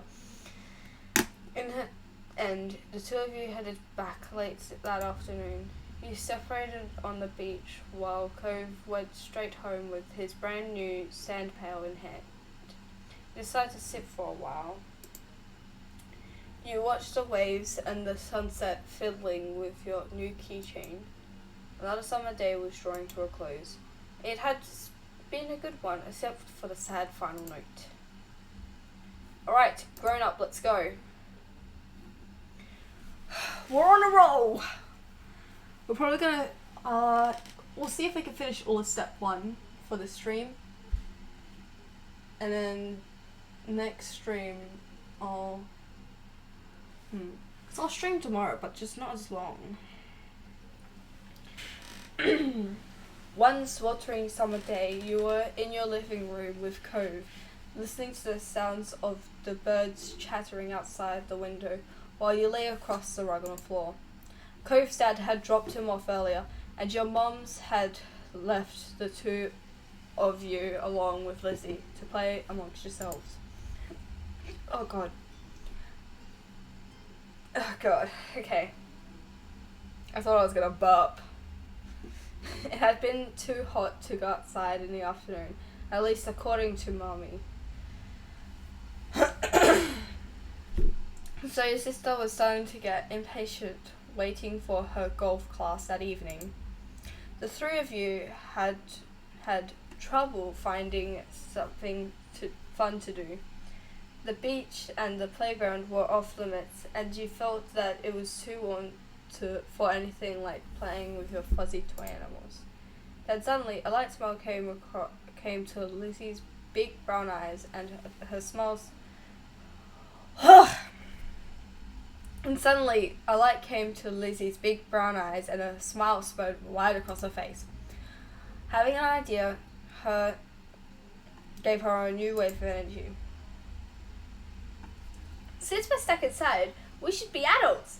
They don't play outdoors anyways. They're always inside, telling everybody they're too busy to play. Why? I said why. It'll be fun. Duh. What do they do inside that we don't? Besides, they use the phone a lot. Excluding a small huff, Lizzie decides to ignore Cove. Remy, what do you think? Do you want to? Cove said that doesn't sound fun, but we could come up with something else. I don't know. I want to. I don't know. Please, Remy. When have I ever had a bad idea? Whenever we play with you. I wasn't asking you. I'll try it, but that sounds boring. Sorry, I've had stuff to do. You keep hesitating. Okay, I'll say no.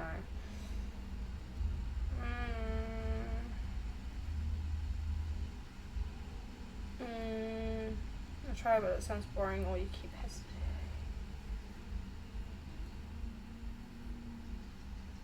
You gotta keep your youth. Look down at your hands, still unsure. Apparently tired of waiting to make it around Lizzie sighed.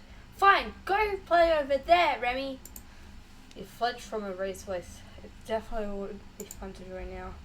Me and Cove will do it ourselves. It's decided. He looks back at you regretfully. I guess. Now go on. Nodding goodbye to them, you tell us to find something else to do. Like you promised you, Cove stayed put with Lizzie for the next couple of hours while you watched TV, played Godzilla, read a book, built a fort. Read a book. You could hear them talking as you sat with your book by the window. You opened a picture book in your lap and immediately got lost in the story. It was about a little donkey who grew up on a farm, making friends with all the animals and pretending to be like them. You liked the part where she swam around in the pond with the ducks. It always made you laugh.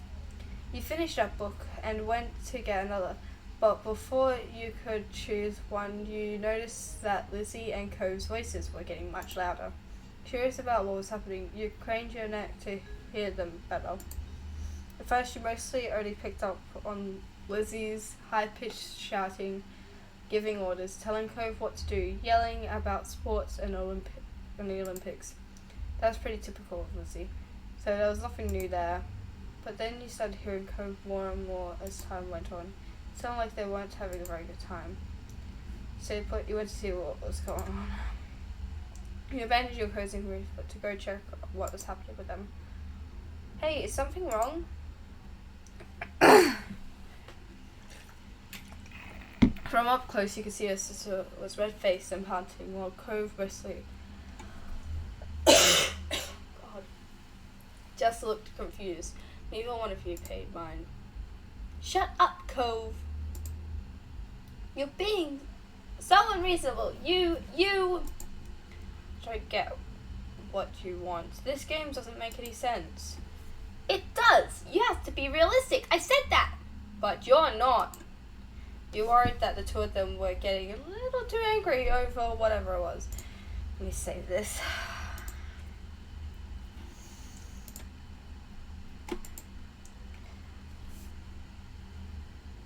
Okay, sorry, I thought I was gonna burp.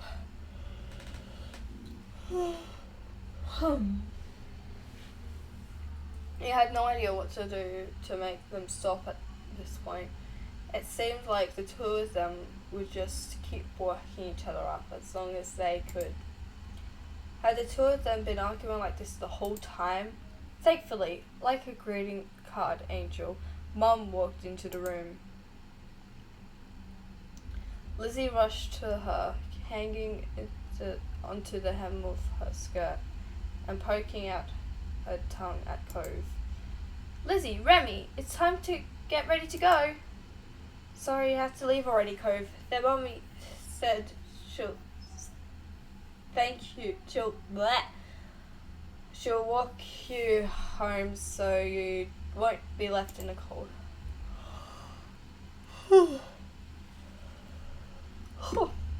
Cove was still glaring at Lizzie, his face flushed red with anger. I can go by myself. But bye, Rummy. There was still a harsh edge to the brief farewell, but you knew it wasn't you he was mad at. Without giving Mum a chance to stop him, Cove stood up and stalked out of the room, shoulders drawn tight. Okay? Worried, Mum turned to look down at you and Lizzie. You two were playing nice with our new friend, weren't you? You told the truth, you lied. Come on, you gotta tell the truth to Mom. We were playing pretend and things made sense. They were like cats and dogs. Your sister's jaw dropped, looking betrayed, as Mom put both hands on her hips. Elizabeth! I told you to be kind to him. He's having a hard time right now. Lizzie's mouth closed back up, replaced by a tiny frown. I know, I tried, but he was... No buts. We both know you can show someone a great time when you put your mind to it. We're going to apologize to Cove instead over the phone when he gets home from work tonight. Lizzie hung her head, dragging her foot across the ground in front of her. Okay, Mom. Good girl. You caught pieces of Lizzie sulking to herself about how it was his fault too, but it was over. Ah, right, we better get a move on. Let's go, kids. Nolani? I can't pronounce names. How do I pronounce it?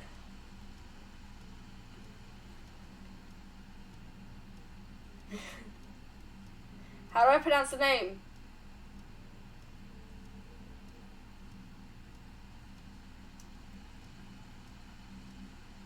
Okay. Where did you leave the car keys? Mom hustled you all out the door, and you noticed during the car ride to golf practice that Lizzie was quieter than usual. Ugh.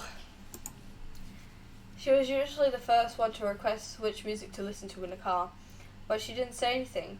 Your parents noticed she wasn't in the mood to be bothered. They gave her space, and Mommy just asked you what you'd like to listen to.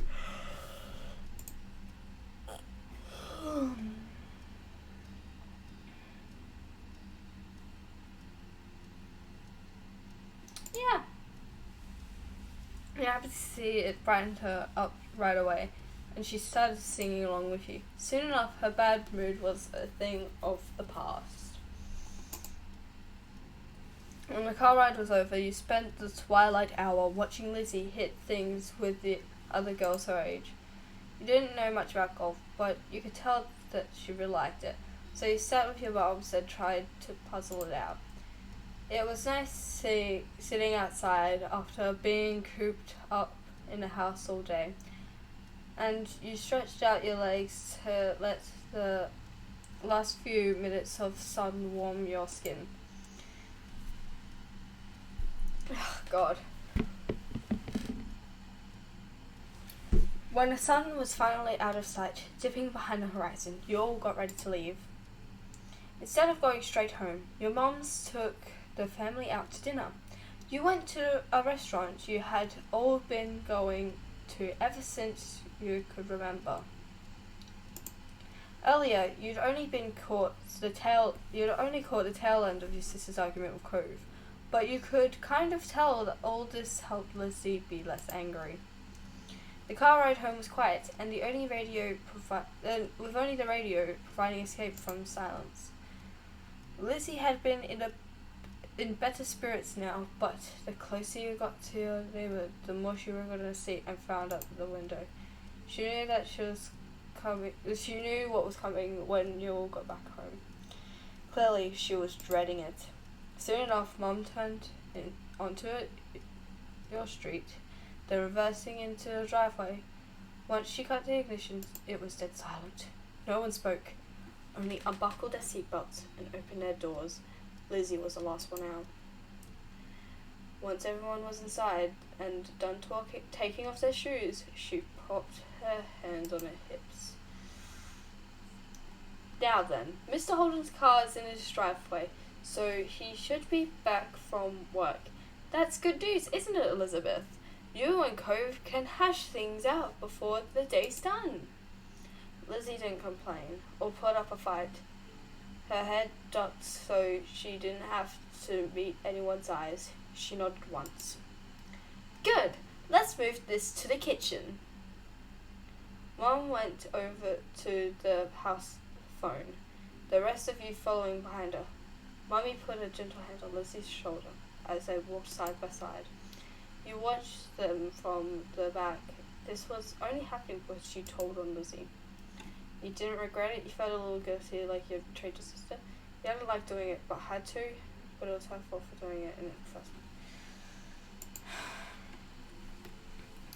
place. Look, it had to be done. You can't lie to Mom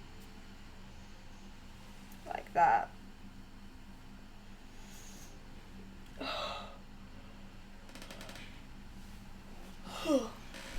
Being a little tattletale didn't feel good, and you wouldn't want someone else to tell your moms everything you did.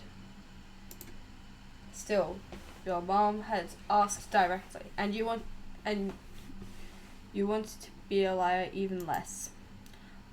The four of you stood around the kitchen in a lopsided square.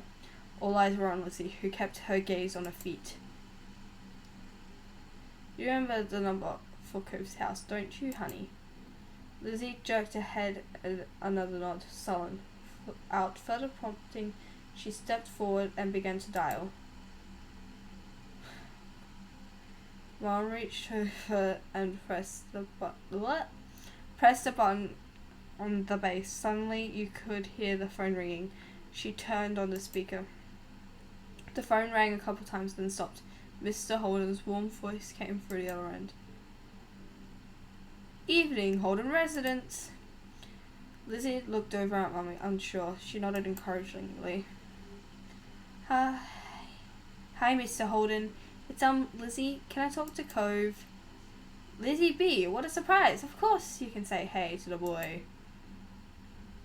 He sounded cheery as usual, though definitely meant it when he said it was a surprise. Oh, God.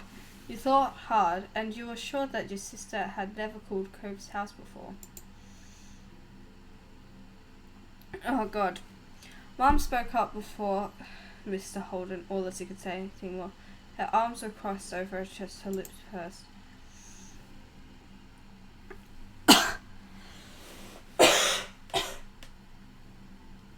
Oh, God. Hi, Cliff. Noah. Here we go again. Noelani, Remy, and I are here too. Good evening. We're sorry to bother you so late. You spoke up to say hello too. You said nothing to say hello. Hi, Mr. Holden. The gang's all here, huh? Is something the matter? His voice grew a bit concerned. Mummy was quick to reassure him. No, well, yes, but it's going to be okay. Lizzie and Cove got into a bit of a fight today. We were hoping that the two of them could talk and make up. Is this a good time for you and Cove? A fight? Cove didn't tell me anything about that when he came home. It does explain the funk he's been in tonight. He chuckled lightly. Despite that, he didn't seem like he really thought it was funny. Anyway, it's good you didn't catch us at a bad time. I'll go grab him for you.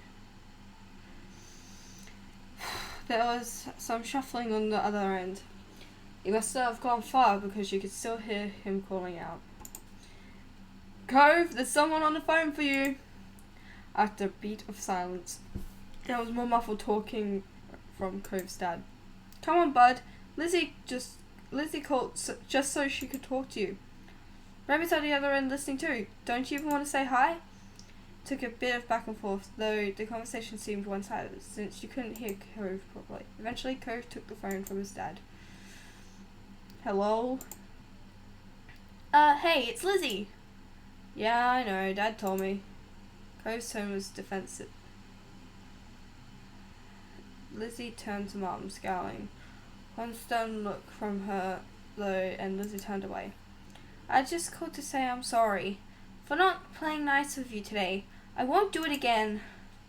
Lizzie's eyes were downcast, her voice low. You could tell she felt uncomfortable apologizing to Cove in front of everyone. She was still being genuine and about...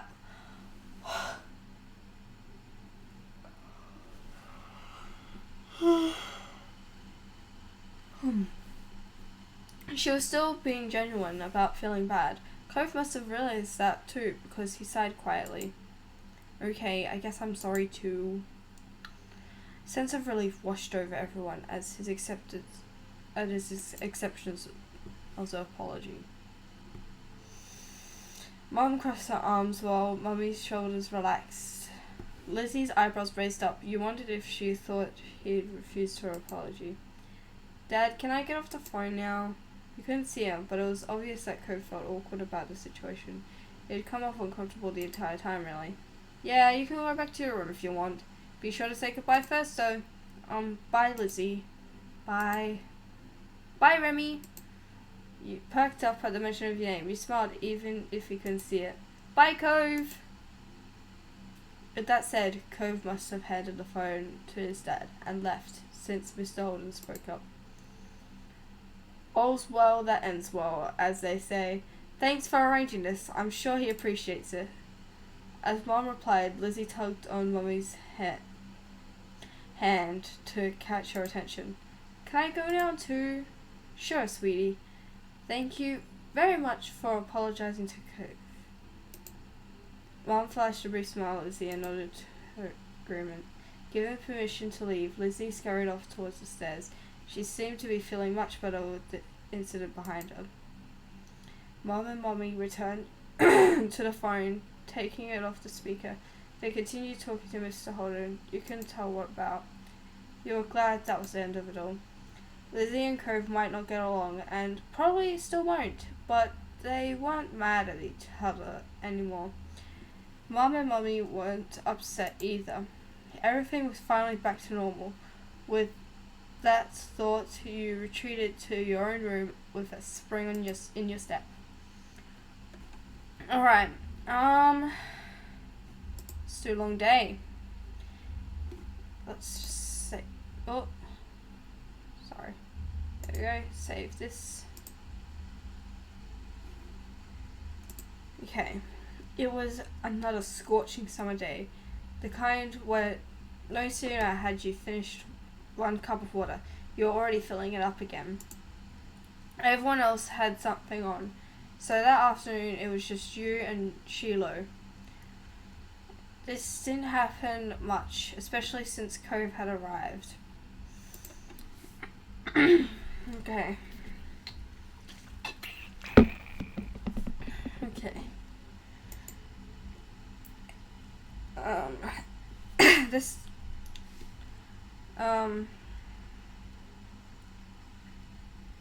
everyone else had something on, so that often. This didn't happen much, especially since Cove had arrived. Without Lizzie around, Shiloh looked to you for all the answers. It made you feel pleased, frustrated, nothing really. Shiloh went along with whatever you wanted, so he wasn't a bother, but he also wasn't that much fun. You drained yet another drink and frowned at the empty vessel. Your thirst was gone, but you still craved something like icy cold and refreshing. Something sweet, something like popsicle, ice cream cone, and ice cream sandwich.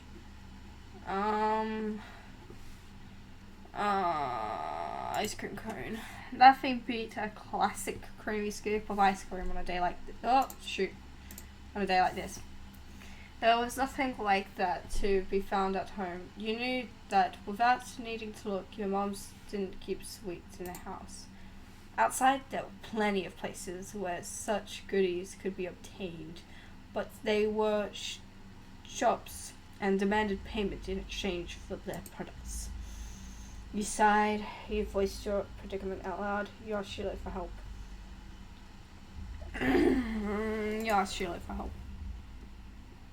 Sheila, do you have any money? Oh, let me check. That was easy. You felt like you should tell them why you were asking. Thanks. I want an ice cream cone, but my mums don't keep any here.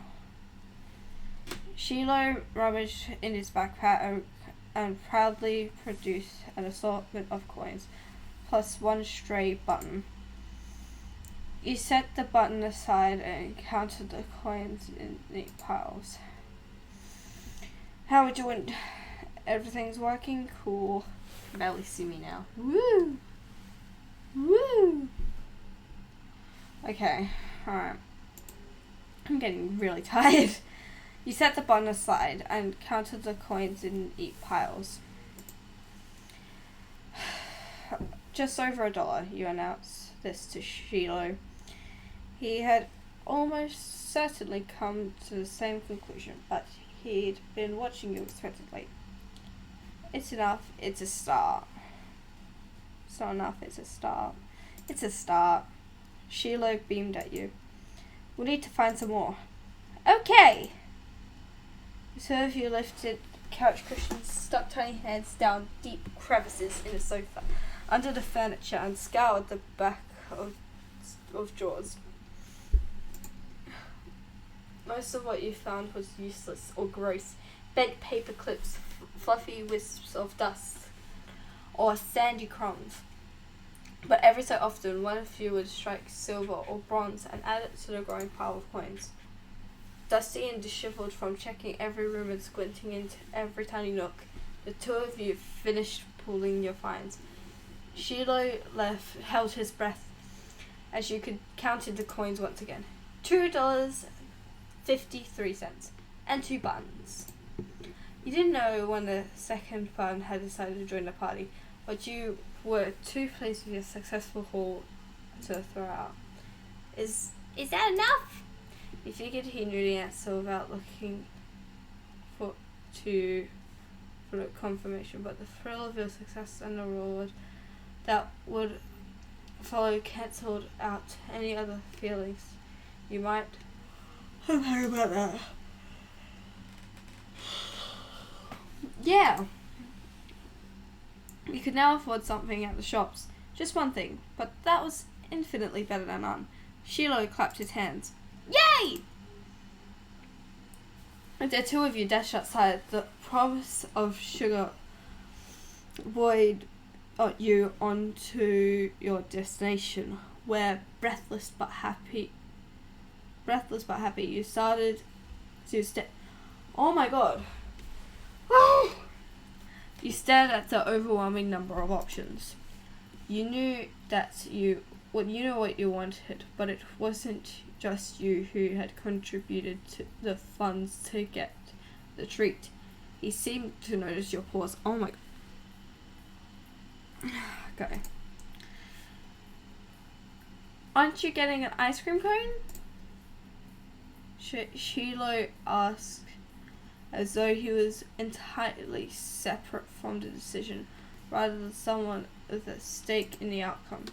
Do you mind? Shiloh cocked his head to the side. It was your idea, you should choose. You went ahead and got what you wanted originally. I'm sure it's okay.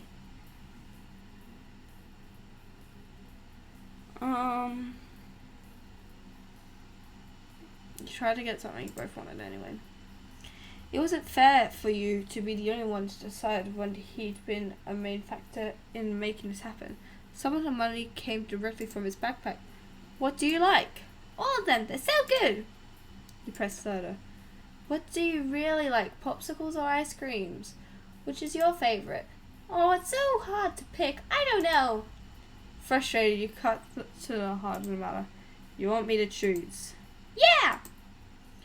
That was that. You got the dessert you wanted originally and hoped Shiloh would actually like it too.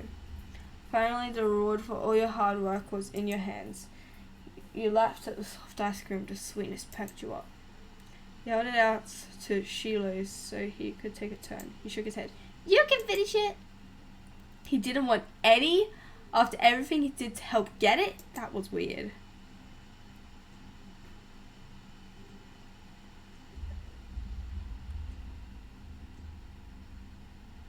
There's something up about Shiloh here.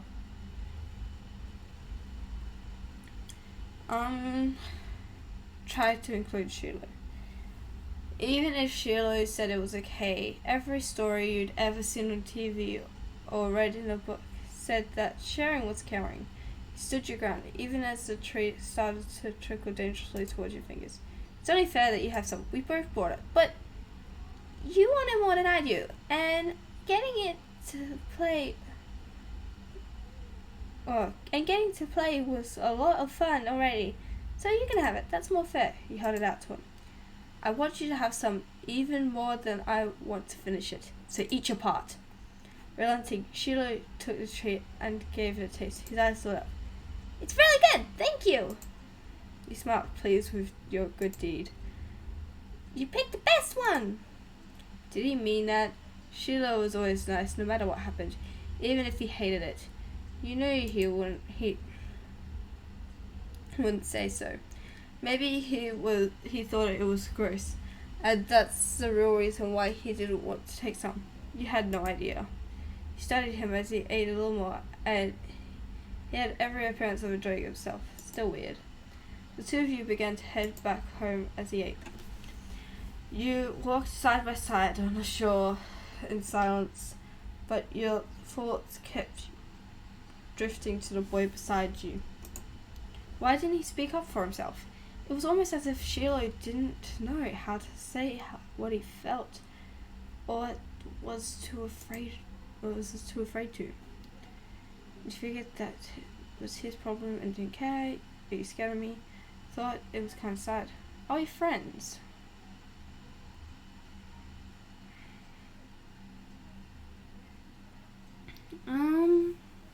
Don't think it's scared of me.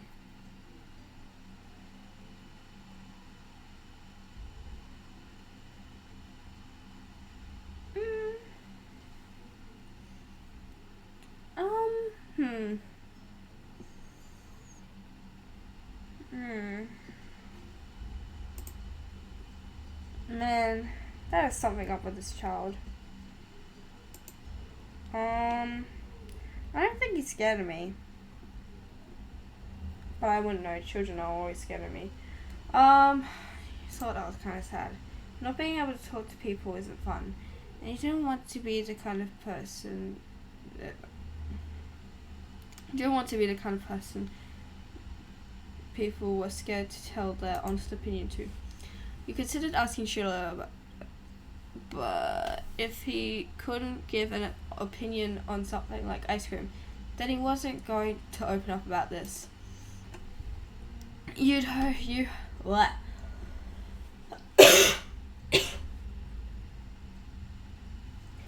hope for the best. Maybe you were wrong, or if you're right, maybe he'd feel better about it soon. Shiloh made you unsure about setting a label on the experience of spending the afternoon with just him. There had been good times and there had been confusing ones. You were positive of one thing at least. The treat was delicious and that was nice. The sun was low on the horizon as you returned to your neighborhood. There you spotted two very familiar figures up ahead, Lizzie and Cove. You opened your mouth to make your presence known to them, just as you saw tears on Cove's face. You looked straight over Shiloh at your heels. Once there, you defend Cove took a moment to make a joke. Accused Lizzie of physical trouble, carefully asked about what happened.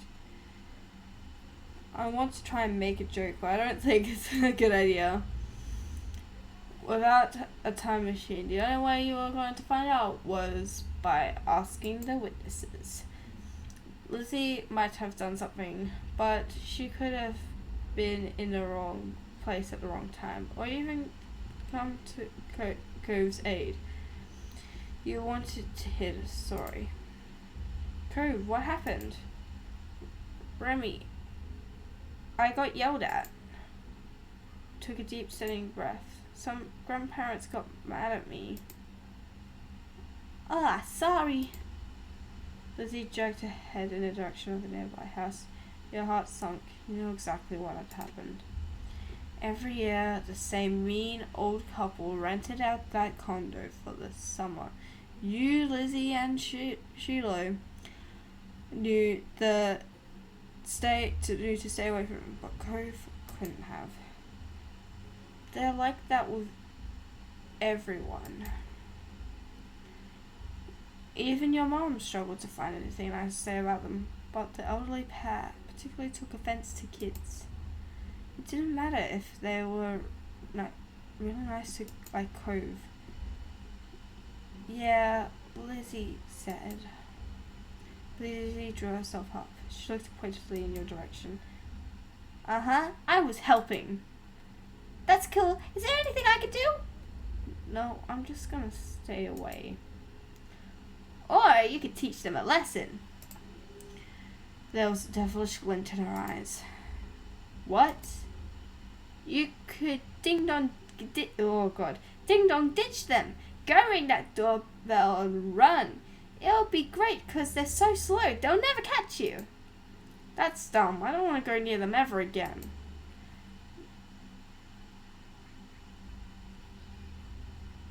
Oh my god, the voice acting. Well, that just said it for itself. Cove glared, but didn't take the bait. Lizzie turned to you. You're not a chicken, are you? Yeah, cluck cluck. Oh, you'd rather just avoid them. You thought they deserved worse. I'll do it. Oh. I'll do it. Really? Took a deep breath and nodded. Lizzie squealed with delight. We'll go home. Run as soon as you hit the bell. Good luck! Lizzie and Shiloh ran across the road to take shelter in the bushes. Even once they'd settled down, you could make out two child-sized sheep staring between the leaves. You knew where to look for them, though, so you told yourself that the grouchy old people wouldn't spot it. Cove sighed, his gaze flicking to the house and back at you. Be careful. I'll be quick as a flash. That's a lie. I'm very unathletic in real life. He gave the door and drew one last look before joining Lizzie and Shiloh in their hideaway. The weight of the 3 pairs of eyes on your back was heavier than anything you'd carried before as you approached the door. You hesitated as you reached the door, then you ran it. You started to buzz and ran. Blood thumped against your eardrums with every step. Would you make it in time? Approaching the hiding spot, you knew that there wasn't time to go around the bushes as the others had done. Took a shortcut, leaping over them. Or to be more accurate, crashing into the tops of bushes and then falling over to the other side. Cove quietly hissed as you unwittingly glided into him. But by the way his arms were out, it seems that he had intentionally tried to cushion your landing. Shh!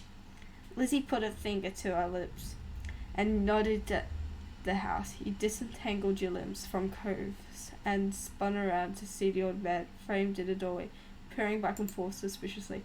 You covered your mouth with your hands, but it wasn't enough to stifle your giggles. Maybe he spotted one of you, or maybe it was the leaves you displaced while jumping. But he locked eyes in the bushes and stormed over in your direction. Shiloh gasped and looked to Lizzie. Run! Your sisters did not hesitate to take her own advice, neither did Shiloh. You got up, but seeing Cove struggling to extract himself and stand up with just the one fully functional arm, you gave him a hand up before taking off with the others. The old man's hollers propelled you all from the street to the sanctity of the hill. Once Only once you were safe did you notice the stitch in your chest and the ache in your legs. You flopped down, the blades of grass tickling your face. Lizzie, who had taken the lead in the end, was already lazing in the ground. The four of you took a moment to catch your breath and enjoy the feeling of cool grass on your skin. Hey, Cove! Cove lifted his head. I told you there were mean grandparents around here. Cove rolled his eyes, then decided this wasn't dismissive enough and rolled his whole body away from your sister. Lizzie chose to ignore his response and started chatting with Shiloh, who eagerly joined in the conversation. Oh! In the back of your mind, you knew you'd be second fiddle again to Shiloh once Lizzie came around. It always went like that. It was fine, you thought. You still felt a little sad after how much time you spent together, and it was always saying, it was fine, whatever. Shiloh could prefer Lizzie as much as he wanted to. There were other things to attend to anyway. You wriggled close to Cove. He had calmed down for the most part, and was inspecting a flower. His fingers pinched the stem and tilted the white petals towards him. That's a poppy. Cove glanced at you in acknowledgement, then back at the flower. And the type of poppies on this hill have the name white linen poppy. Mum told me. He quirked a smile. That's funny. He ran a finger around the edge of the petals. It doesn't feel like cloth. You would need a lot of them to make anything. He nodded and realized the delicate plant. Evaluation complete. This is my favorite kind of flower, but I didn't know what it was called. Thanks. Oh geez. Okay. It's mine too. I like roses. Buttercups are really great. My favorite is snapdragons. Hibiscuses are the best. Peonies are pretty. I love sunflowers. I'd pick tulips. Or type your own answer. I like all flowers. I don't really care about flowers. I do what everyone tells me. I don't know. What does snapdragons look like again? Snapdragons.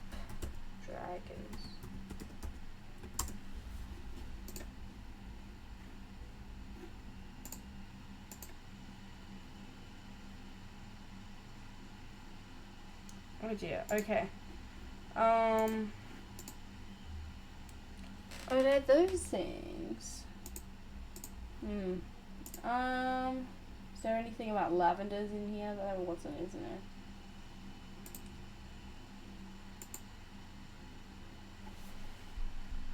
Lavender. That's how you spell lavender, yeah?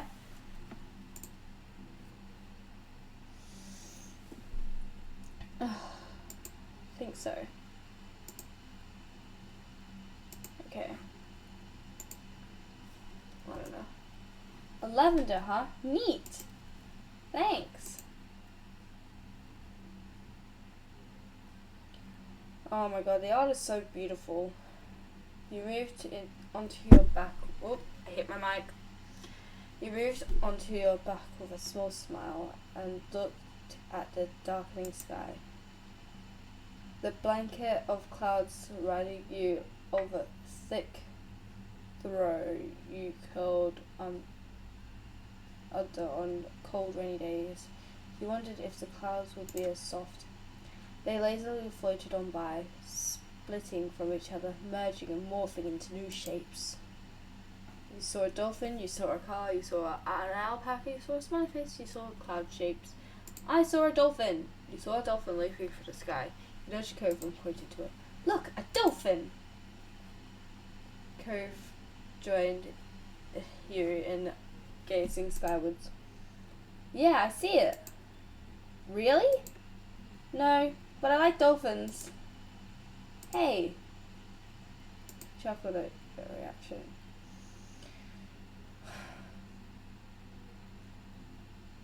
All the sun's light faded from the sky, and the moon rose higher.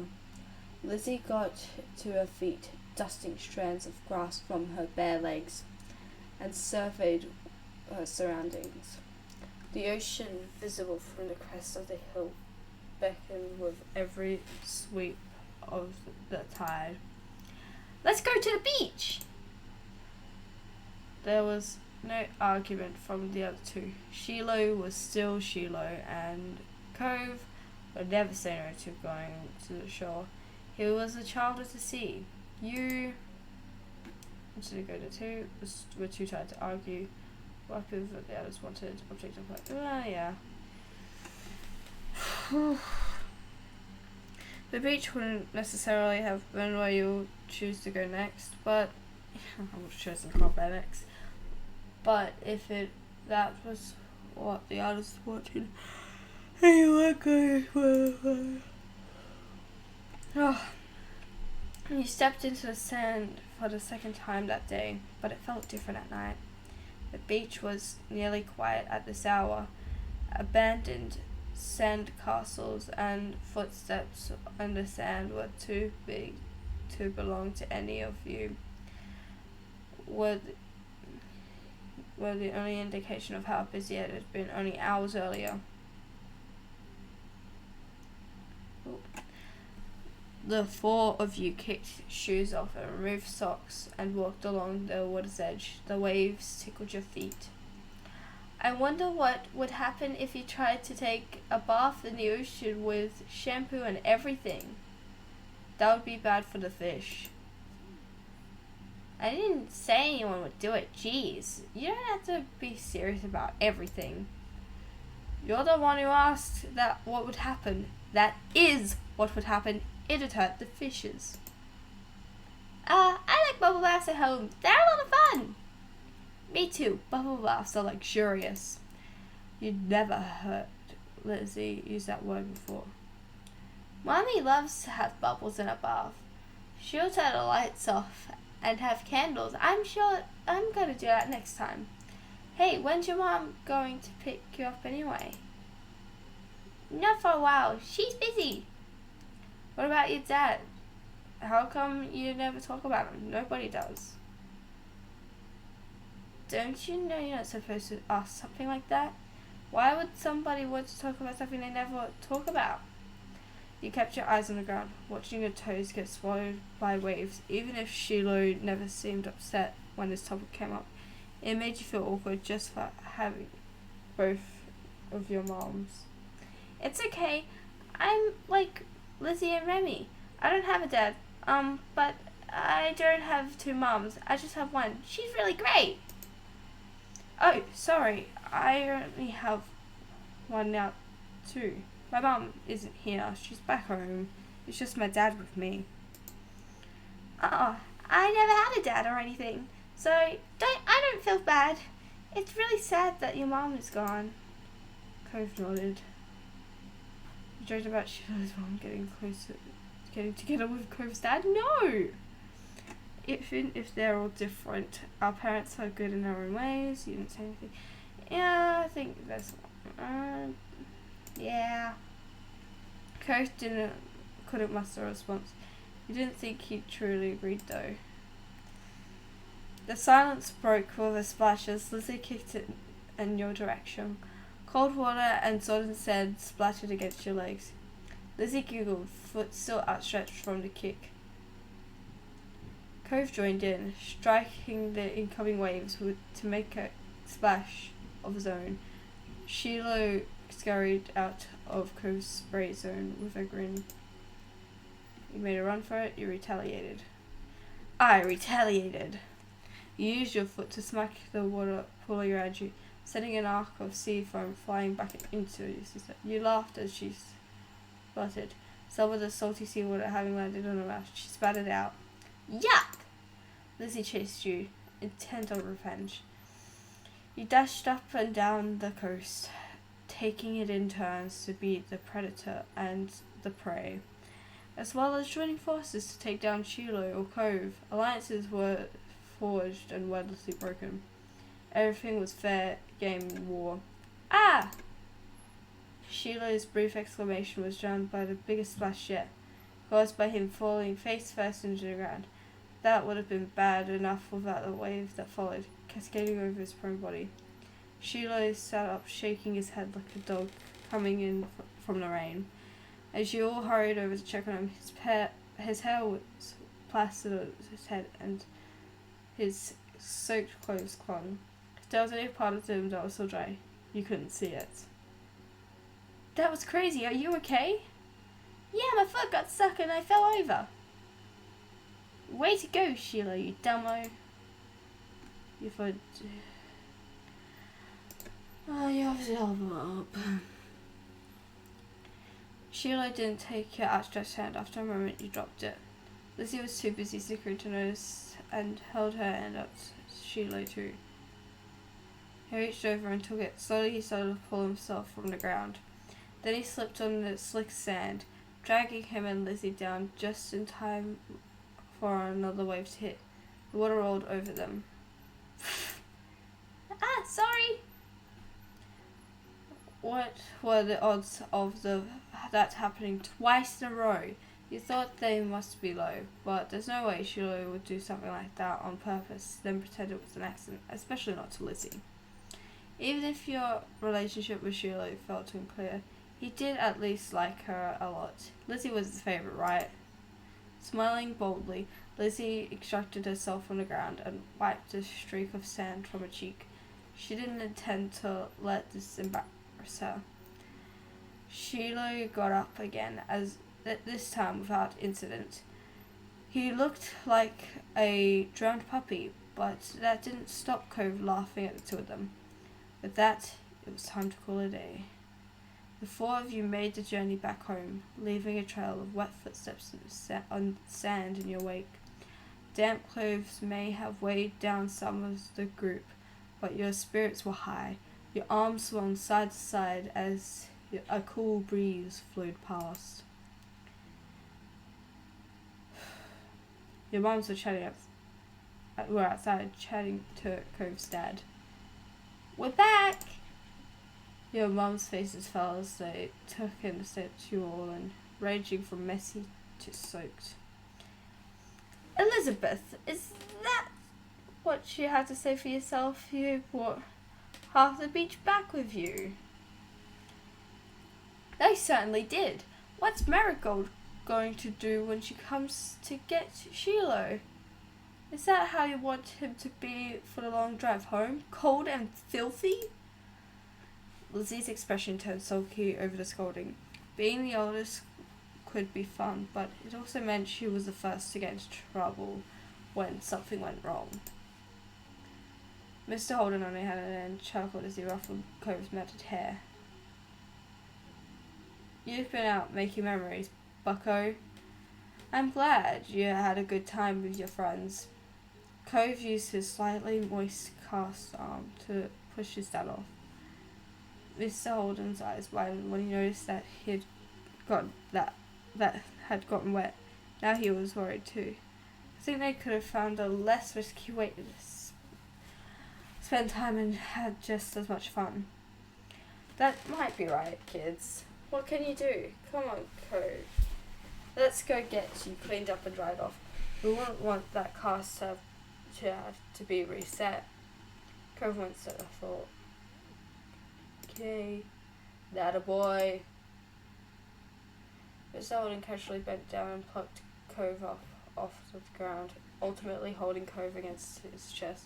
Sand was already transferring from Cove onto him, but that didn't seem to bother Mr. Holden. Cove protested being carried, but only got a reassuring pat on the back for his trouble. Good night, Cove. Thank you for the talk, Cliff. Night, B family, and Sheila too. Resigned to his fate, Cove twisted his body in his dad's arms in order to turn around and wave goodbye. Smiling, you waved back. Good night! Well, we'd better do what we can to fix you guys up too. Come on, everybody inside. I want you to march straight to the downstairs bathroom. Yes, Mom. Okay, Lizzie's mom. Don't worry about stopping to wipe your feet on the mat this time. That won't do much good tonight. sitting on an old beach towel. Your mummy had found you waited in the hall until you were less sandy. You weren't allowed to go to your room or walk around the house, but you did get to eat a sandwich for dinner there. It felt like an indoor picnic. It had been decided that Sheila would wash first and borrow some of your clothes. It was already finished and packed away in his mum's car. Mrs. Fields had come to collect them a while ago. It was a bit of a funny experience seeing him without that hat on for once. Lizzie, being much more soaked than you, got to go in the tub next. It wasn't a bubble bath as she had hoped. This was a no fun allowed clean up session. At least that's what she claimed. Not much longer, and it had been your turn. When the bath was done, you'd have to go right to bed. After a day like this, though, you were glad you weren't going to be there weren't going to be any further events. Drifting off to sleep sounded like a great idea. Alright, we'll just save this here. Alright. Chat. I am so tired. Okay. Oh, wait. No, this one. What about this one? Oh. Keep doing different things. I'm so tired. Alright, I'm just gonna quit the game. I've saved it and everything. Oh god. I don't know if I'll get around to playing tomorrow. I will stream tomorrow. Don't know what I'll be doing, but god. I'm so tired. But tomorrow's gonna be a bit of an early stream. Oh, good night.